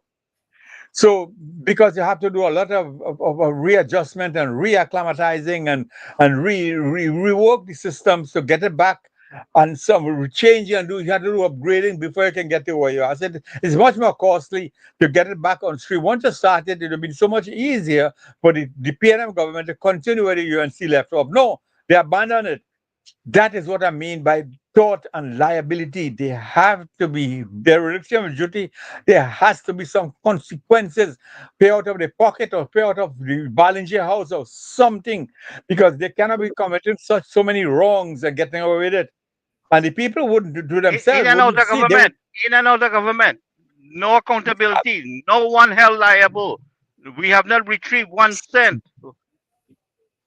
So I don't know. I mean, look at again the pipeline people. Look what happened to these 4 people who died or three. How many died, man? I mean, the first I said every time I heard that news on Trinidad, I say, hey, $5 million to start with. Put in their bank account and each family five million to start with, and then we'll talk after how much. Then you could go and have investigation and blah blah blah. The government do nothing, give not a penny. No, You they help found the an people. opportunity to put money in their friends and associate pockets. That's how Give they found the opportunity. give the people the money, and if and in tort law suggests that it is a company responsible, then you as a government go after them for the money. But you settle your people first and go. No, they didn't do that. They called it an investigation and spent 50 million when they could have given them 5 million each, which we just 20 million. And everybody will be much pleased that you could have investigation or whatever afterwards. I could have tell them for free. That's your young highly responsible. Yeah, They didn't have maybe. to spend 1 cent. No, If I could have tell them that that why for they have free. investigation. There's have investigation when they want to hide things. They call some investigation, some got someone by the time they planning to how to lie, they get in some investigation and say, oh, okay, we have an investigation. Don't say first of all, don't say we didn't do anything. We're doing something. Secondly, they want to play for time because that's when people forget they sneak through and they go on again. This scheme they've been doing this for since 1956. They didn't stop. And Gary, just about your 45 years. I think you're right about 45 because if you take 45 and you add to what the UNC and the NR had together, You can't expect me to fix it in 15 if it takes 45 days then to get there. then then they could compare the PNM with the UNC because or the other party because now you have equal number of years in government. Therefore, let's do the comparison now. But you Yes. compare them, and even they're beating them still. You're comparing 5 years and 15 years, and you're still beating them. You're 5 years more productive, and they're 15 or 20 or 60. Yeah, but you see, what at the end, Doc, what happening is that whenever another party comes up, then just clean house now for the PNM, for them to Yeah. restart all over That's again. that's how it does its game. That is That's the the game. trend. You know, Yeah. no, because nobody has gone more than 5 years. Now, Yeah. Lupande partnership in 2010. Now, all it did is clean house, get the system working again, put back people in jobs, get the economy rolling along, the productive sectors and so on. But as things start to seem okay, change government and it goes back to the same old, same old. So that's what I have always contended, that there's nowhere Trinidad can develop because Well, let me tell you something. it goes sideways. Gary, let me finish my I point. cannot work so hard. It goes sideways. One comes and takes it up to a certain level, the other one comes and goes sideways, and everything regresses. And then another party comes and tries to bring it up again, and then it regresses again. So what happens is like you're going it's like in a river now, and you're trying to go upstream. But instead of the current always pushing it side to side to side to side, you could never go forward. And that is what has always happened to Trinidad. And despite the best efforts with all the intellectuals and so on we have, the situation is the same. Unless you change the legislative arm to ensure that when you set a national policy, you have a 20-year policy, for example, in education, or 20-year policy in Ministry of Industry, right, or investment and so on. Whichever government comes in the stream, you must continue with that plan, because initially you get both parties to agree with a development plan, and once you have that is by legislation. So now you can measure now. Hey, when the UNC was in power, they did 35% of the plan. Now PNM only did 15% of the plan in their 5 years. So you have a yardstick, you have a metric to measure how efficient each party has done. Only in that way. Yeah, but Sumit, with the answer, we know the answer already, you know. Well, Them do zero. yeah. They're negative. They're Correct. negative. They owe me a lot of stuff. So they in the balance sheet, they're negative. So They have a exactly. lot of catching up to do. Yes. They have a lot of payments to be made. They have to dip in the hand in the pocket and pay. So you see, They're negative. There's no they're not even zero. They're below zero. So there's nothing. But let me just say this last thing, Sumit, before you continue. Because I thought tonight when the discussion you all were having about the girl who ran off the road in DB, are you all suggesting they should have an inquiry into this? Yeah, because from that seems to be what you all were suggesting, is it or no? Like some investigation, Yeah, not a normal investigation, I but agree. look Yes, into doctor. look into Yes, fault. doctor. Could this life have been saved, and who's culpable? Yeah, I fully concur with that. In fact, that's what I'm asking for. I am going to write a letter to the member of parliament, right? I'm going to write a letter to the Minister of Works and also the Minister of Transport. I think that this debt, right? At least more effort should have been demonstrated by our legal first responders. I really want to know the call times, as you mentioned, and who called and who arrived first, okay? Because this is an extremely important thing. And, one of the things, Doctor, and Sumant and Gary, when I was doing my forensic medicine, masters in the University of Florida, I remember having to go with the police, and they were teaching us how to measure the scene of a accident, right? Using momentum, and we had to do equations and balance them and all of these things. Elastics, right? We had to look at the types of vehicles and what happened, and Yes.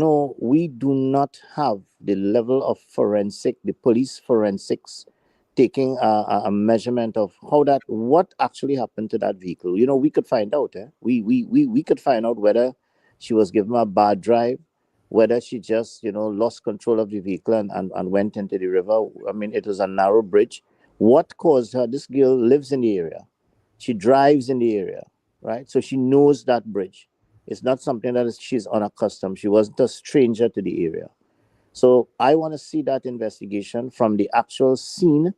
And that is why I'm very, very, very, very, very annoyed at the fact that there wasn't a forensic team on the ground, right? Because you have the people pulling out the vehicle from the river, right, without the necessary measurements. When you have an accident like that in Canada or North America, they block the road, all right, and for hours you have forensic teams coming to. A person died, for God's sake. They're going to have insurance payments, right? We want to know if there was another vehicle passing at the same time. Was she given a bad drive? Was this girl killed? You know what I mean? Was she run off the road? All of these things. Was it homicide? Was it suicide? There are a lot of questions to be answered. That will come from the post-mortem, I guess. But you see, these are some of the things that we need an answer for, and that is what I'm saying. The level of investigation, and I think the relatives should ask for answers. Mm-hmm. Yeah, and the people on the whole, the people in general should demand that we have some answers. They have questions, they want answers, and the government is the best place to do it. Yes. So they have to come up with the answers. They have the technology, they have whatever to come up with the answers. The entire scene of that death was contaminated. Mm-hmm. The police that came there, right? That whole scene, they had. I mean, I understand there were people on the ground and whatever. It is fine. I don't know when he went on, but that must be a crime scene, right? I mean, whether she died of unintentional or accident or whatever, it is a crime scene. It must be cordoned off and authorized people enter once the person died. After that, the removal of the body and all of those things must be done in a proper manner. The DMO, the forensic examination, and whether all of these things were done, I would want to know. Yeah. I hope they respond to you in a positive way. As I said, I drive on that bridge, and I'm very passionate about these type of things, right? I mean, the whole question we talked about. What is so frustrating is that basic crime scene investigations, right, techniques, right, messes up. Imagine this insurance is going to have to pay a claim. Right? What is going to be the report from the police and the fire?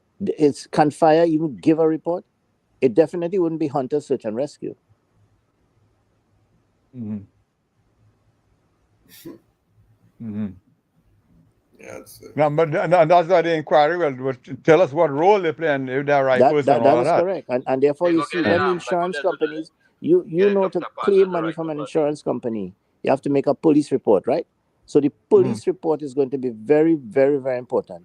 So that is what I would really love to know. What time the police was on the scene? What did the police do?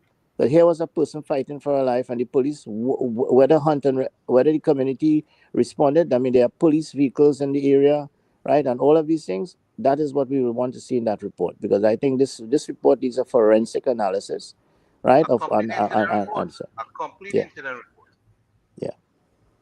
Yeah, because if this matter is not raised, you know what they will do? This is an accident that is unfortunate that the girl ran off the road and she ran into the river. Unfortunate, and close the case and we're moving on. Well, that is to me the status quo. That is the status quo. What you're saying there happens on a daily basis in this country. All the time, yeah. All the time. Because I can tell you for sure, right? What I learned in my course in forensic scene examination and accidents and the details that I had to go through to answer the questions. I mean, that was the worst, my worst course. I'm excellent at mathematics, right? And it was hard for me. A lot of people even fail that course because it was calculation about a vehicle hitting another vehicle and how far that vehicle will go forward, and what surface, whether it's on the side of the road, and and the speed that it was coming from, and what was the speedometer. These are things that They're going to have to time, measure. yeah, Yeah. time of the day, the weather conditions, the whole world. Yes. I am familiar with it. Yeah. But Yeah. at this stage, how detailed do we really do that in Well, this is Trinidad? what I'm saying, Gary. This is the problem. I know I that's don't done in think. the US, but in Yeah. Trinidad, how Who, detailed do we do? Yeah. but Doctor, if I may ask, who has the capability? I don't think even the I don't they think don't that have they. the resources or Right. the technological resources, one, but the human resources as well to do it. Yeah. I There is a really don't think so. Is no. our There is police a trained? company. The police There's a trained private to do that? company called Forensis. One Uh-huh. of my past presentation, he's a presentation graduate from San South. He runs that company. He did some work in forensics analysis for motor vehicle collisions and whatever. Okay. And I know that he does some private work for like insurance companies, right? They hire him to go down and do the analysis to see, you know, if it's intentional or unintentional or accidental, and all of these affects the claims, huh? Right? Because if she was trying to kill herself, I'm just saying, right? They wouldn't pay. Suicide, you don't pay. All right. So Yeah. all of these things are very, very important for the insurance company to determine. Because I mean, it's a sad thing to be talking about this now. The person has died, but these are the consequences, and therefore proper reports. And that I have one of my daily work is to appear in court, right? I am an orthopedic surgeon, a trauma surgeon. So one of my daily responsibilities is to provide two types of reports. Well, three. One is what we call running down action reports. And this is for minor compensation claims, you know, personal injury claims, they call it, from falls and manholes and motor vehicle collisions and all of these things. And I sometimes have to appear for court when the insurance company fails to honor the claim, right, for the persons. And some of these, when I'm cross-examined, right, these are some of the questions that when you attend the court, you hear. And not once, I mean, I swear, I tell you, I've been appearing in court since I came back from England in 1990, right? And I can tell you for sure, right, that I have not heard at any time any detailed examination that explains whether or not the car was struck from behind, what was the speed that it was going, how many feet it actually lurched, what was the incline that it came down. All of these things I learned in my course as a person doing forensic medicine. This was But we this don't was see a that. whole We course. don't see that, right? We don't see Yes, and that I in have never in- seen it. I have never seen it except when forensics comes in for the insurance company and they state the obvious. And the prosecution, which are normally police officers who have no qualifications, right? They will come and they will just appear numb and dumb, right? And of course, the insurance company will do what they have to do because they have all the evidence because they hired forensics. You see? Yeah, So but I mean, I think that how trained is our police officers to really well, handle these things? Oh, my God, you know that some this of is them. what the I'm just honorable saying. So what yeah, there's this a is few what things the I'm looking for. this is what we're offering. Is that we And, upgrade the level of delivery, like and service delivery and training and knowledge of the police. yeah, but Like for instance, what Dr. you're Rambo was saying, Well, that the Gary, police. this is what the Honorable Prime Minister has suggested. Remember when she said that she wants to do some training in forensics, right? And I wrote a letter to her many moons ago that whenever she gets back in power, hopefully she'll open the Davie campus. I mean, Sumant, this is what we're talking about. And we could run courses, right? I have all my networking with the University of Florida forensics these departments, right? We could Yeah. train people regionally in forensic pathology. yeah. We could train in forensic psychology, forensics photography, forensics botany, forensics odontology, anthropology, archaeology, right? Crime scene investigation, teaching prosecutors how to go to court, right? Expert witness appearance in court for young Yeah. doctors, right? You see- Changing the coroner system that we have here to a medical examiner coroner system, a hybrid system, where you now not only have DMOs, a lot of the DMOs are not trained in forensics. A lot of them go to the scene and they just declare the body dead and they certify. But then nobody, That is what I was referring to. yeah, they That's don't right. have, yeah, you have a lot of police officers who come on the scene and they don't understand crime scene. They contaminate the crime scene and that comes back in court. The defense wins because they come and they contaminate the crime scene. So there's a lot of training. The system has nothing to hold anybody There is accountable. some training because what happened, there are forensic investigations, there are forensic courses that they teach, right, for the forensic field officers and the forensic techs who come to the scene of a crime. Murders, homicides, suicides, whatever, right? So they take evidence and they do pretty good because they have these training and they have qualified trainers who teach them through the police academy. Okay, so yes, But what happened is that we have some basic training, because when they come on the scene is after the first responder, police officers and fire officers and ambulance officers come on the scene. Half the time when somebody is not sure if they die, they call police, fire, and ambulance. Right? The police normally first on the scene, according to our statistics here in Trinidad. Then the fire services come if they do come. And then, of course, in a crime situation, fire don't come. It's normally police and ambulance, right? Mhm. But in accidents, and then you get police, fire, and ambulance. Now, this is the problem. A lot of the field officers, when they come, the first responding officers, they're not trained in basic scene safety, scene examination. They might cordon off the scene, but sometimes when the DMO comes now, the DMO is not trained to say, well, whether that body was moved from somewhere, you know what I mean? Whether the body itself was showing signs of, lividity and all this sort of thing, how long from the period of death or whatever. You see it in CSI movies, but it's not stupidity, right? These things are medical examiners, are doctors, right? Or assistant or junior doctors or other doctors who are trained, right, in medicine, right? And who are trained in forensic medicine, so they could go to a scene and give a very good scene description before the body is even removed, right? And therefore police officers who are going on this accident scene should have already come, right, taking their measurements, right, do the speed of the vehicle, find out if the vehicle was struck from behind, right, or if the vehicle veered off, look at the tire marks, measure the tire marks, see exactly what is the speed of the skid, right, what is the incline measured from the top of the bridge to where the vehicle, what was the speed of the tide of the river at the time. Now, all of these things are information that has to be recorded. It is not recorded, as far as I know, and I stand to be corrected. No, that is the investigative part of things, right? What I am looking for is that we upgrade the skills of the police, that when Yeah, such an emergency but call takes Gary, place. the qualifications was recently increased from 1 and 2 CXC to 3 or 4. No, So forget the CXC. what do you That's expect of the quality, that content of human so capital, we taking could it we could forward? fix that. We could fix that. So what I'm saying is, right, stay in the force.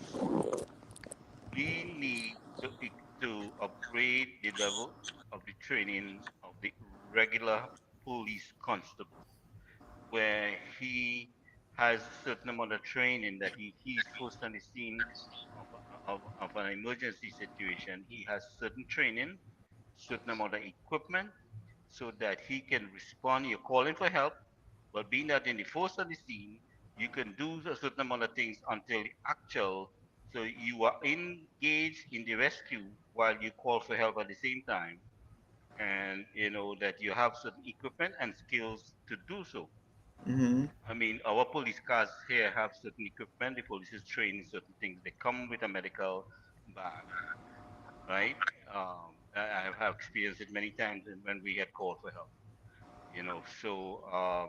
So this is what I don't see. This is what I want to see in also the combination of and collaboration from the local government all the way up to the top for national security. For instance, if we have that NOC um, center operational, and a call comes in, first of all, it just like how we have that you have the local radio, that they in touch with the local municipality there to to and we also have volunteers on the frequency, so that they hear a call. Like we have people who drive in their regular cars here in New Jersey, in my town here, and they are part of the community.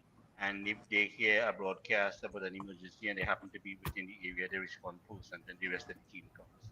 But they will put in their blue lights on because they're trained and certified as an EMT, Hmm. and they respond. You know, they are part of the volunteer team. They're not the paid team, right? Now, the fire service here runs the first aid squad, and they run the volunteers. The volunteers are alongside with them, so it's not a separate entity. They are volunteering, and the fire service oversees the EMT training and stuff like that. So the municipality has to be in tandem and collaboration with the national operations for bigger emergency, but also local emergency. and a distress call comes, it goes over the frequency. If you're a volunteer, you have a radio, so when the broadcast comes, you're able to respond. Um, I always go back to the Gary, reference. In Kumbutu Mansalina, when we tried to do the CERT training, we had 200 people came off the bat just like that. And there was a combination of teachers and a mixture of people, right? So there are people who are interested. It's just that we fail to manage and operate this thing. See, part And with of the that, problem, Gary, is that I mean, there's, in my opinion, it's a lot to do with leadership, and absolutely. what is the vision of the leaders, right? And part of that vision, right, is the advice and who they're getting it from, right? So one of the key problems that's I'm seeing is that the ministries will give you advice via the technocrats. These are the people who the ministry sends to the conferences, the workshops to keep up with the contemporary subject matter, right? They will advise the ministers or via the permanent secretaries or the deputy permanent secretaries on certain policy direction. As we're talking about climate change, we're talking about the sustainable development goals, you're talking about the Sendai strategy for disaster risk reduction, crime, the new techniques of fighting crime, and et cetera, et cetera, et cetera. And a lot of times, the minister will sit down with his technical teams and go up to with the advisor, and then they will go to the cabinet and say, well, okay, this is what we want to do. Part of the problem is that I'm seeing some of the advisors, or I'm hearing of some of the advisors who are friends and maybe past acquaintances of the ministers, and all of that is fine. But I'm worried that, Sumant, you have kept up with your contemporary knowledge, right? In terms of your it specialty, right? took me You 7 years again of my life, Right. So the thing is, we read our journals, right? We read our peer-reviewed journals. We look at CPEs, contemporary yeah. programming. Yeah, we look at what is achieving successes in certain areas, not in certain areas. We have science behind us, right? The scientific method, right? We also have experience because we would have been on the ground. You yourself, Gary, other people. So Mr. Maraj, Dr. Maraj. So in other words, then there comes a wealth of experience, but in addition, backed up by evidence-based, advice, right, coming from reputable journals and sources, right, and we are able to cite these sources, and this is how it should be. So what I'm worried about is that when you go back with some of the old heads and people who served well, they served in their time, and they would have brought up, certain sectors to where we are, then what I'm hoping is that we don't go back now and not put in place some of the things that are what we should say contemporary, right? Some things that has evidence-based value, right? And crime is one of them. So the NOC, for example, I keep harping it. It's something that we wanna see it being, to achieve Trinidad and Tobago's purpose. We're not interested in money. We want to see it done properly, and we want to see it work, and we want to see it, as you say, Mr. Suman. We want to see it that it will live for long by legislation and policy directives, and so even if another government comes, it is established as an institution. You institutionalize it. And one of the methodologies to institutionalize it is by legislation, right? And setting up infrastructure and systems that are embedded in other systems. So it makes it long. It's almost like a root in a tree. It keeps the foundation of what you're trying to do, right?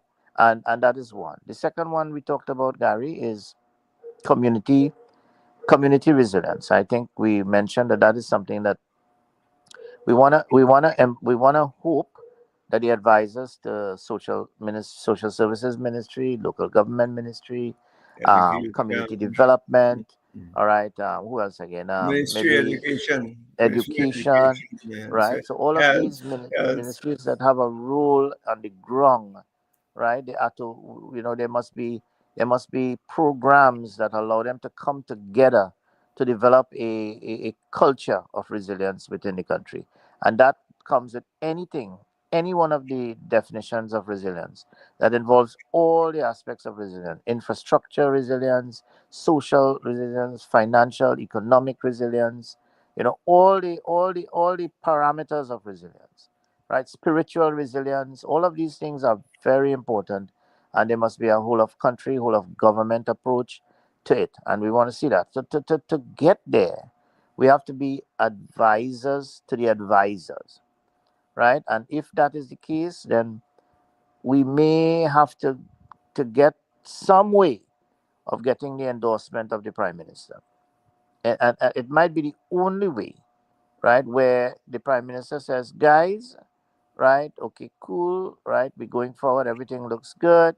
At least hear some of the things that hear the perspectives of the some of the subject matter experts who are not within the ministry or within the area that you serve, that you are, and just hear them out and hear what it is, and at least give them a hearing to see if some of the things that we are saying, right, is relevant, because you have to look at what is happening from other people's lens. You can't Yes. you Yeah. can't be looking at it just in your area and Correct. from persons who may not have kept up to date with their journals. With all respect, we don't have a problem. We know things are tried and true, but there are new things. There are new generations. There are young people out there who are more they're more savvy with tech. They know tech. They can play games with you and you don't even know. Look, we have young people who are gang leaders, right, using a television in the prison and using games, right, games and Wi-Fi, communicating with other people, playing games and getting information in and out the prison, And right? that is so significant. We don't know the impact of that, because if you look at in the field of medicine, doc, you will know Yes, that these guys who can control that joystick are the yes. ones who can do laparoscopic surgery and all the robotic surgery and thing to a T. Well, correct, And correct. you could be a very well be a doctor 50 years with Yeah. all the experience, and you cannot touch these guys. And I think, you see, that is what we're telling the young doctors now. Listen to me, right? You might have to go, your MBBS, which is your medical degree, now comes to be an entry degree.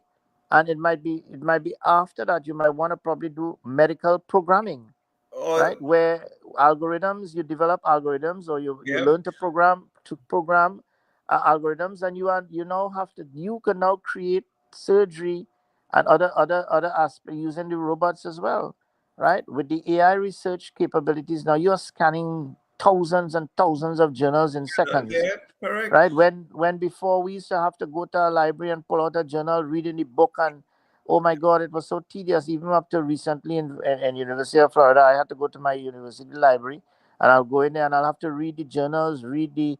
In fact, they reached a time where all I did was read the introduction and the conclusion, Yeah, just to see if I can get a perspective of what the different authors were talking about the topic.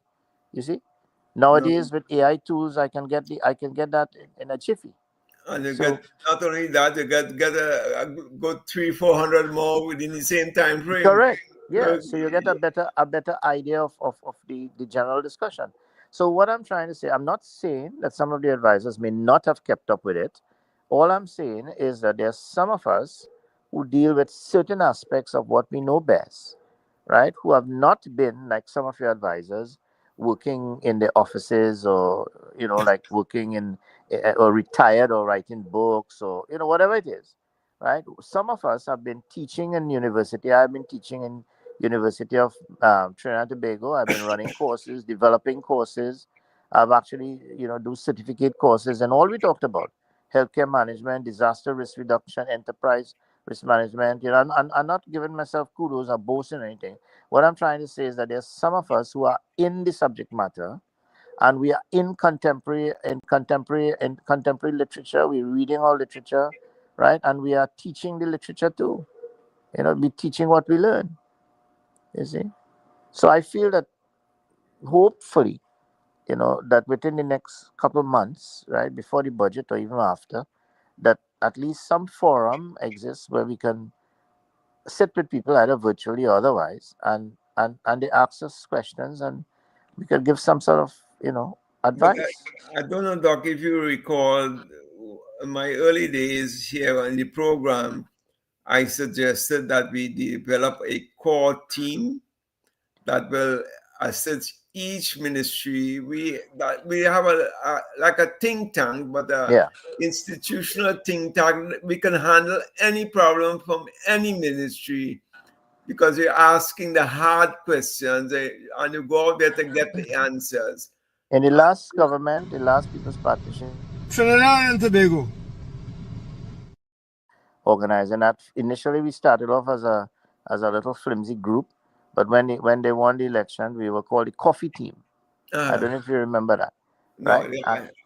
And that was like a think tank that was given some degree of advice until it fizzled, until the ministers realized that they could do what they want when they want, and they didn't really need any sort of think tank, So you're talking about the 2010 election. That was when we won the election, right? Yeah, Coffee Team was existing out of Shakona. Chandrish, remember when Chandrish had convened a team called the Coffee Team? I used to meet up in Chaguanas and whatever. It wasn't Chandrish team. It was a lot of people. Chandrish was part of the team. Yeah. It was his team. Yeah. There were a lot of people there because when I came home, I went straight there. Yeah. And met certain people, and we will talk about that offline. Yeah. Yeah. So I remember being part of the process, and then. Were you there? I didn't know you were there. I joined a little later, and then after that, after a while, it just fizzled out, and that was it. So see, if you have this core team, that team was existing before leading up to the election. That was put together. Yeah. I remember moving around with that team. Yeah. Mr. Mahabir and all them people and Chan and all them fellas, right? Yeah. We'll talk more about who was involved there. But anyway. Yeah, but what I was saying, we have a team of like 15, 20, 25 persons who knows the ins and outs of, let's say, project management, implementation of project, marketing, and so on. Each one in their niche area, inclusive of technology and modern business concept and the electronic marketing and the whole gamut of things, how to negotiate, people's negotiation skills and what have you. So when you have that cross section of people in a team, you can literally take any project and look at it from a multitude of angles to make sure that when you do your metrics and KPI, you're sure to get your outcome which you're seeking. And this is what I think each ministry operating in silos will never be able to achieve. Yeah. You will never. I remember we had the discussion, and we said that we will try to work through public administration. Yes. And that we would be able to sort of assist in the integration across ministries, because one of the problems they would have. Remember, we went through that. Yes. That was my first suggestion, because I knew exactly what we went through prior. In 1986, we went through the same problem. In 2010, we went through the same problem. And here is it. I don't know as yet. I can't assess it yet, but I'm getting the feeling. That's the feeling that we're going to end up in the same way. Let us use the NOC as an example. Yeah. All right, because we heard the Honorable Prime Minister said that it's going to be under police. Right? Now, I was in national security from 2011, but I worked with national security when we were doing the World Cup cricket tournament, right? Throughout the Caribbean. I was on the LOC with Nigel Camacho. Right? So I was with the impacts and COPACs, and I was at the high level of planning for the entire Caribbean. I was involved in that, and I was very instrumental in developing the SOPs for the medical services at all the stadia, all the ovals and all the things. So that was where I first started, right, to work in the national security. I was part of the VOC, the Venue Operating Command Center, right, which was part of the monitoring at the Oval. I was in Jamaica. I was in St. Kitts. At all of these areas, I used to be in the Venue Operating Command with police officers, including medical control. Then I worked with Summit of Americas. I was appointed by the PNM at the time right, as the medical operations manager, right, for the Summit of Americas. And because of that, we got extensive training, right? And I worked with a lot of national security agencies. In fact, Barack Obama, President POTUS, right, although he came 1 year after, he had already put people in this country to do a due diligence of many of the systems 1 year before. They were in all our hospitals and ICUs and doing visits, and I was the one who was going with them, right? And then we did Shogam, again, same position. So I have worked in national security. I worked with national security for a very long time. So let us use NOC. Let us see, right? We are trying. Today I sent another thing on the NOC. Who pin, right? I spoke to Alan Stewart at TIMA. He's the director there. I Yeah, sent a yeah, note to I know Jerry Alan. David. I know Alan very well. Right. Good. I sent a note to Jerry David, not the same note, but a different note on the NOC. Jerry David is director of disaster at the local government. Right. These are the two key persons in disaster management. I didn't send it to Rodney Smart because hopefully he should be finishing in ODPM within the next couple of months. Right. So right away I sent it to them and I said, listen, guys, I hope that you all are there still and that you lobby, right, within the national security framework and system to ensure that the disaster agency, which you call FEMA in America, which you call the Ministry of Public Safety in Canada, which you call the Department of Public Safety within the Cabinet Office in the UK, right? So at each one of these, there is in that command center, in that NOC, there is a representative like FEMA in that Homeland Security thing who that brings to the table all the public safety and all the disaster preparedness agencies. So you don't have to have them there. In the last NOC, good, Gary Griffith, Philip Alexander was with Gary at the time, right? Gavin Hira was the director, right? What they did is that they almost duplicated, right, the ODPM's entire system. So when they were having meetings at the NOC, they had a long set of table where they brought all the stakeholders we already had on board, right? All they needed to do is to bring the ODPM representative, and that is what you have to do. You don't have to bring all the agencies of ODPM and ODPM. They treated ODPM as one of the stakeholders, whereas ODPM represented the 26 to 28 key stakeholders, like health and energy and everything, because they were doing that system 24/7. So you understand what I'm trying to say, Suman? Yep, So yep, what it yep. is that in the NOC, all you really had was about 5 or 6 heads, souls, right, that were coordinating what the camera people were looking at. You had 2 rooms. One was where the people would have been in the different agencies like ODPM, Defense Force. But in the Defense Force, they had 3 officers: the Coast Guard, the Air Guard, and the and the regiment. All right, so you had like three the soldiers then, 1, 2, 3, right, and then you had SSA, right? You had police, okay, and then you had I think 1 or 2 other persons who were representing like human trafficking or whatever. Police brought in like 3 or 4 people. So what happened is that and then you had a representative from the National Security Secretariat, the National Security Council's Secretariat, right? So what you had now, you had all these people there, and they were monitoring. They were not monitoring; they were just assimilating information. In the other room now, you had other technical officers who were looking at the cameras and whatever it is in another room. So we were having it was beginning to improve over time.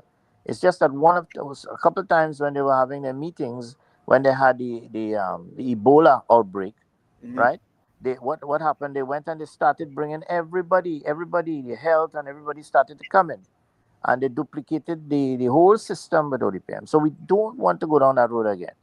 One of the other things that we found, Mr. Singh, Gary, I don't, but the police service is very, they don't, they're very, what which is, I'm not saying protective, and I don't want to diminish their capabilities, but they have a culture where they want to keep information and data to themselves. In other words, then policing is almost within the realms of only the police, right? And it's something that I experienced over time. right? We do not know if it evolved over the last 10 to 15 years, and I they don't are think they are I don't think that mentality hasn't yeah, changed. They and know and they by allowed themselves. sharing with other intelligence and other cultures and other agencies that are part. I'm trying to say that the softer aspect of fighting crime, right, is important. Pre-deal larceny must be enforced, right? Traffic violations on the highway must be enforced, right? Many of the people who actually litter in the country, these are things that must be enforced. White collar crime must be enforced, right? So what I'm saying, crime is all over in different forms, and all of these must be enforced. Right now, there's a lot of focus on gangs, right? Syndicates, right? Murders. They want to bring the murder rate down because that's the big statistic. But there is a tip of the iceberg. There are bigger crimes that are being committed. A lot of the bigger problems in domestic violence, you have to have social programs. So policing for domestic violence is somebody kills their wife, what you do? You go in and you do an investigation, right? You lock up the assailant, right? You charge him, all right? Your restraining order is done. And of course, there's a big story there. So that is what we are talking about. That is what they were looking But at. before the Yeah. man killed his wife, I am sure there were several complaints That that did not those are get some of the things addressed. that they have to tighten up, right? Yes, Correct. that did Yeah, not get and addressed, that now is the softer aspect of crimes. You're not going to get that in the NOC, and right? the Right, woman they had no way to go, right, and because we didn't put anything proper in place, right, and it was a half-hearted kind of thing that right. thing, and Yeah. So what we are looking at in the NOC now is that domestic crimes at the level of the hospitals, right? They must be reported. If somebody hits somebody, they get injured, right? So when they get injured, they have to go somewhere, right? They either go to the bush doctor, or they go to a doctor, or they go to the hospital, right? And persons who in lower socioeconomic brackets where you have more of the crime occurring, right, than less educated persons, you find that they will go to the hospitals and the public institutions. So this is why I talked about the National Trauma Registry, right? So Ministry of Health has a role to play via the ODPM to the NOC, right? So whenever somebody gets hit or struck or alleged sexual assaults or and they don't report it to the police and all of it, child abuse, right? All of these things, falls from ladders, appliances, all of this database, right, is kept under public service kind of like a clearinghouse, right? And ODPM has that information, and that information, of course, not perfect, but it's something that is built up as they go on. NOC doesn't need to know that. In other words, then that information comes via the ODPM representative in NOC. So once there are public safety trends evolving, for example, there's a stampede at Brianara, right? Or there was a big traffic situation for a one day international, I think if you remember, in Brianara where traffic was jammed up, Oh right? For yeah, yeah, one of yeah. those World Cup matches, remember? Yes, And yes. what it is that was a big problem, right? And that problem could have been dealt with if, right, this whole system of venue operating command, right, VOC system that we did during the World Cup cricket, and we did it for Shogam and Summit, but it didn't continue that legacy in policing, right? So what happened is that when you have multiple events in a city for carnival occurring in Rio Claro, Princess Town, whatever, they have to set up these venue operating commands that link up back to the NOC, right? So therefore, if anything happens, you don't have to. What is the practice, Suman, that we have here? Tell me. Good. We have 4 fets for carnival, Yeah. right? You know what the operators do? The people do with the fets. They go to the courts to get a license. But to get the license, you have to have a certain number of police officers and fire officers, Per number right? of patrons. Right. So therefore, now you're going to have 15 police officers, and you have to pay them, right? You have to pay them separately from the salary. Yeah. This is not a Yeah, state job. I This is understand a it. private job, It's right? And then $900 an hour it costs. right, and Hire then you have to pay the fine. two Listen, police. I know because I have a dancehall license in my place, right? And to get rid of the police and the fire, when they come to my place now, right, they pay a rent, and they have to get private security. They don't have to have the police and the fire in the compound from my place. But to go to a public place to have a dancehall license and to get a license to do a fet, you have to have police and fire, right? And you have to have a certain number. Now you tell me, if I have 4 feds for Carnival, right, in San Fernando, good, and I have 4 feds in Port of Spain, and 1 in Rio Clara and whatever, right? You check and see how many police officers and fire officers are actually in the event. Mm-hmm. Good. When policing requires to have a command center that have police prepositioned in such a way that if an event occurs, right, the police responds rather than the police who are in the venue getting stamped up and stampeded when something happens inside it. 1 gunshot, and the police themselves will get killed inside it because they could never control that crowd. You see? So this is the whole thing of crowd control and event management. And I mean, again, I'm not boasting, but when I was in ODPM, we pulled because of what we did at Summit of Americas and Showgum or whatever, we pulled a complete seminar and workshop in the Hilton Hotel. We developed the National Crowd Management Plan and we posted it on our website, right? And this is something that has never been implemented. We still have the position now in the carnival period where police and fire officers are actually in the compound, and we are suggesting that should not happen. We are suggesting that private security be able to control the crowds and all of these events, right? And police and fire are pre-positioned. So the event you have a disaster at any one of the compounds, they can respond in numbers, tactically. You see? Now, all of these things are very important in fighting crime. Good. In other words, then if you have 20% of your police force, right, during the carnival out inside venues, how can you reliably have the number of staff that you want on the outside should we have a problem? You know? So these are some of the things that when you're talking about crime fighting, you have to talk about all of these things in what's happening. A holistic approach. Yeah. And the NOC is very key. Why I'm so passionate about the NOC? Because if you really want to tackle crime going forward and not just repeat what has been done before, SOE, for example, to reduce the numbers, you're going to have to build the NOC like the human being brain, like the human being's brain.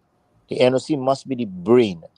So you cannot eliminate any one big aspect of the whole public safety, national security mechanism. National security is not just about the murders. It's about the other aspects of crime that exist on a daily basis, traffic violations, people breaking the law in other areas, right? Those are areas that if you control that as well, right, you will control crime because it means you have a better handle on crime, you know? Well, public safety comes under national security, so all of that has a big range. So the Homeland Security Ministry has to be expanded, but we'll get there, eventually.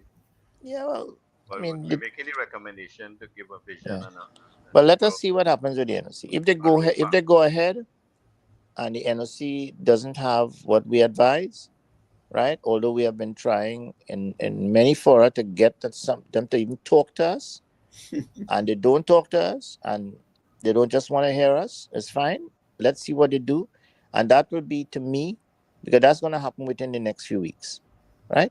To me, that is going to tell me, right, whether or not I have to waste time, right, to do anything else. Pack up and get out and go. Yeah. I'm going to use that as the test. If I'm not heard, even if they don't take my advice, but if they hear me and they call me and say, Doc, let me hear what you've been trying to tell us all the time, and I say my piece, then okay, I'll feel good and I'll be ready. But if they don't, well, you know what? I will be there whenever they want. I have committed myself to help the government and the nation. Good. I will happily do it, right, at no cost, unless, of course, I'm hired at the ODPM to continue what I started many years ago. I'm hoping that happens. If it doesn't happen, well, as again, c'est la vie. I am here. I am not vexed. I am not angry. I'm going to support whatever the programs and whatever you think is best. But I'm going to use this as a test, Sumant. I'm going to use this as a I test. engage you in a most recent project. Let's focus on that. We will take that one constituency, Yeah. right, and package it in a way that we will make it a sample of what we're talking about. Yeah. All right. So we'll have to have a discussion. I was hoping to stream the event Yeah. here today, but apparently it didn't work out Yeah. getting somebody to do it. Right. But the discussion is going to continue. I will try and do a conference call with him and see where we at, and then you guys will make your move. On going forward. But Yeah. we want to I analyze. realize the strategy. So Right. let's hope that we could stream again. I mean, I mean, it's I think this one was on this one was what, on the Sandy Ground. I'm not Budget is sure. standing wrong. But what I'm Right. saying to And you what is, they're gonna have to talk about budget coming up, I guess. Right. no, So, Yeah. there was both. There was both budget or it and was standing both. wrong. All right. All right. Well, Yeah. sadly, we weren't able to get involved in that. But Right. I guess we could talk other things to help them No, in I was that just area. going to stream it. We wasn't going to talk on it with them. No, Yeah. the discussion, the planning and Yeah. strategizing is what we are on board of doing. Yeah. That is, in a more private setting. Yeah. So we see. For We now. see. All Yeah. right. So I want to strike up another conversation with him, where Yeah. I mean, you've been And put in the so that we can I've lay out spoken, the and concept. what Samat was saying, I think is also very important. I've spoken to three other persons, one in strategic planning who did some work with the government before in People's Partnership. So he's just considering, because he's not a UNC per se, but he's a person who has subject matter expertise. And I've spoken to another person, right, who might be interested in coming on to the program and giving his piece in certain areas, Right. so that Okay. if we build up a team, Yeah, yeah, but that yeah, the team is focusing on a project that we have some collaboration with right now, right, good, and yeah, I want to put that in motion and roll with that. I want to analyze. I want to analyze that constituency. I want to be able to know what's there, what we can use, how we can reuse it. What's your recommendation from Mr. Singh, from yourself, and from others that I brought on board and will bring on board, and then we will put a plan of action together and make a recommendation. I want yeah, to use what's there to market it internationally, yeah, and Caribbean wise too, and to create let's say an avenue, you know.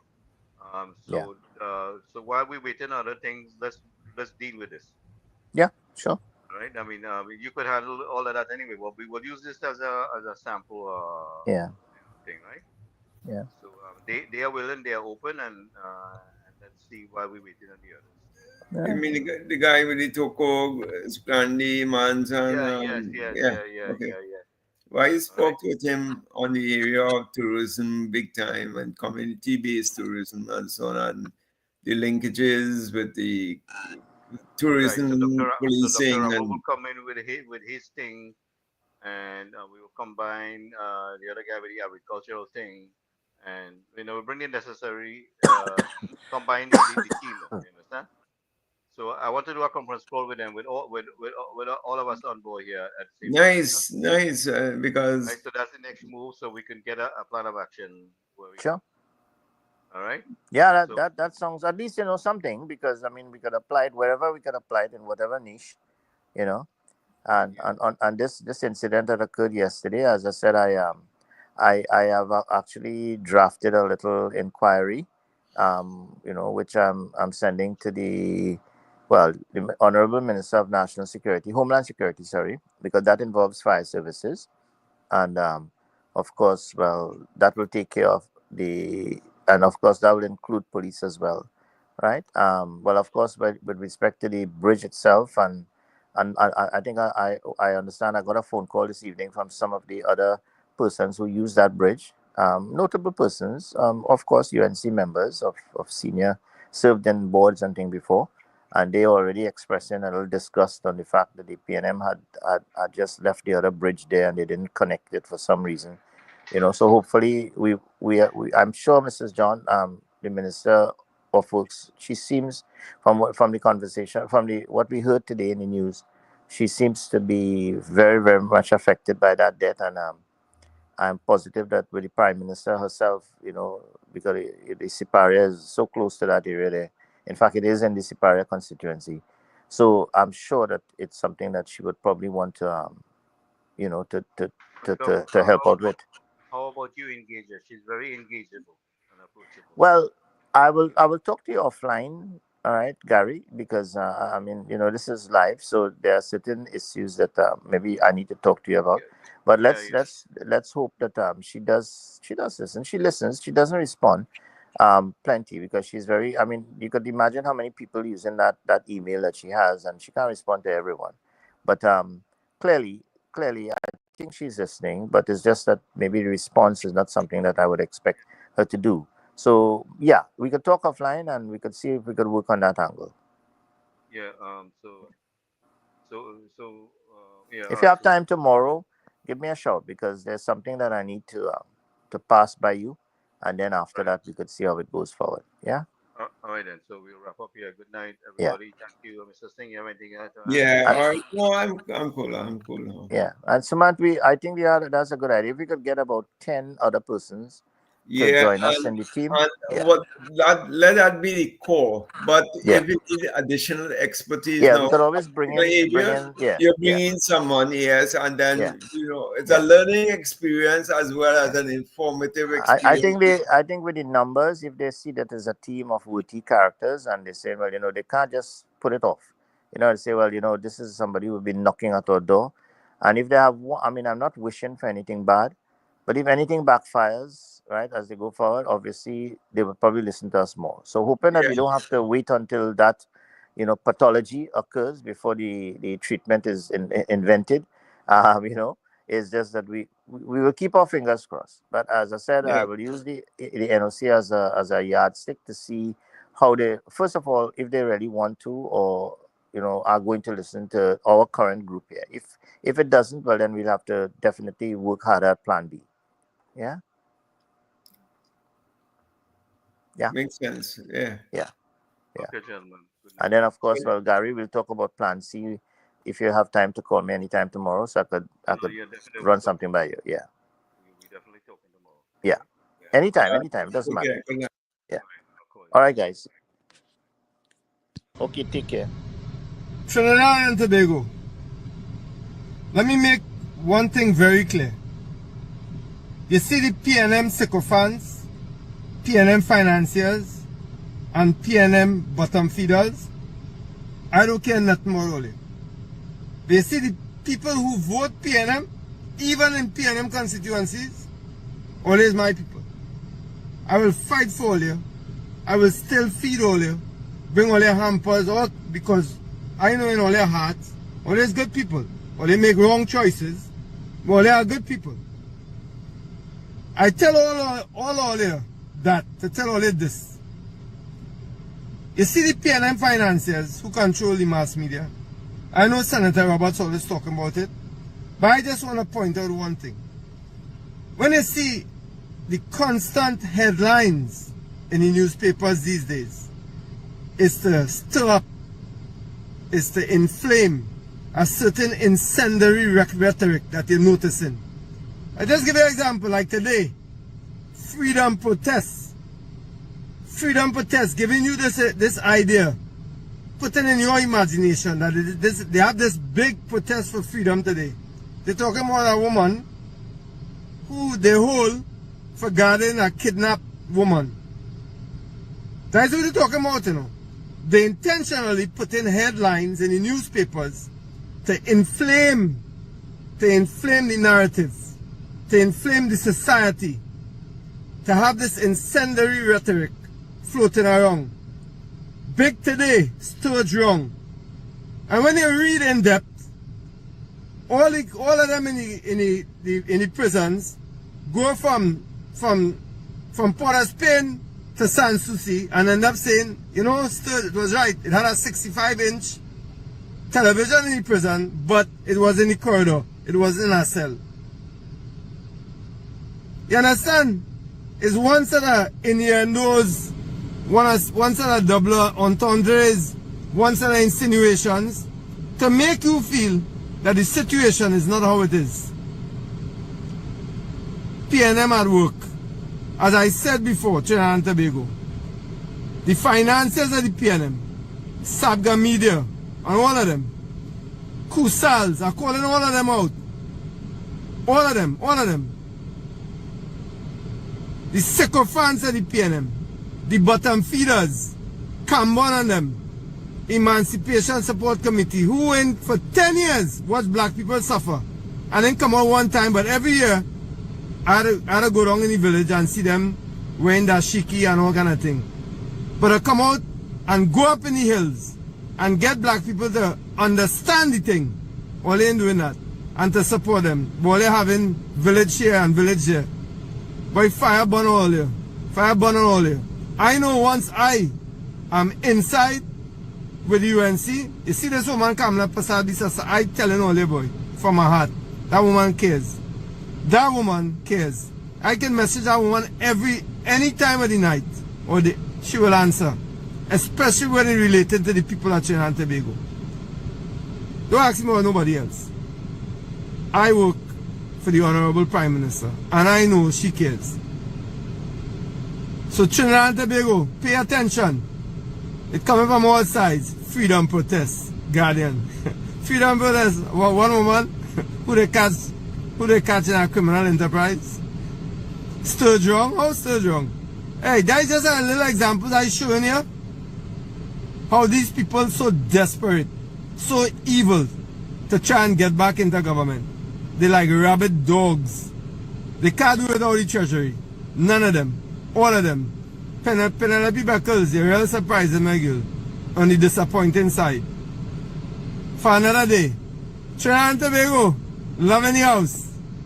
All the time.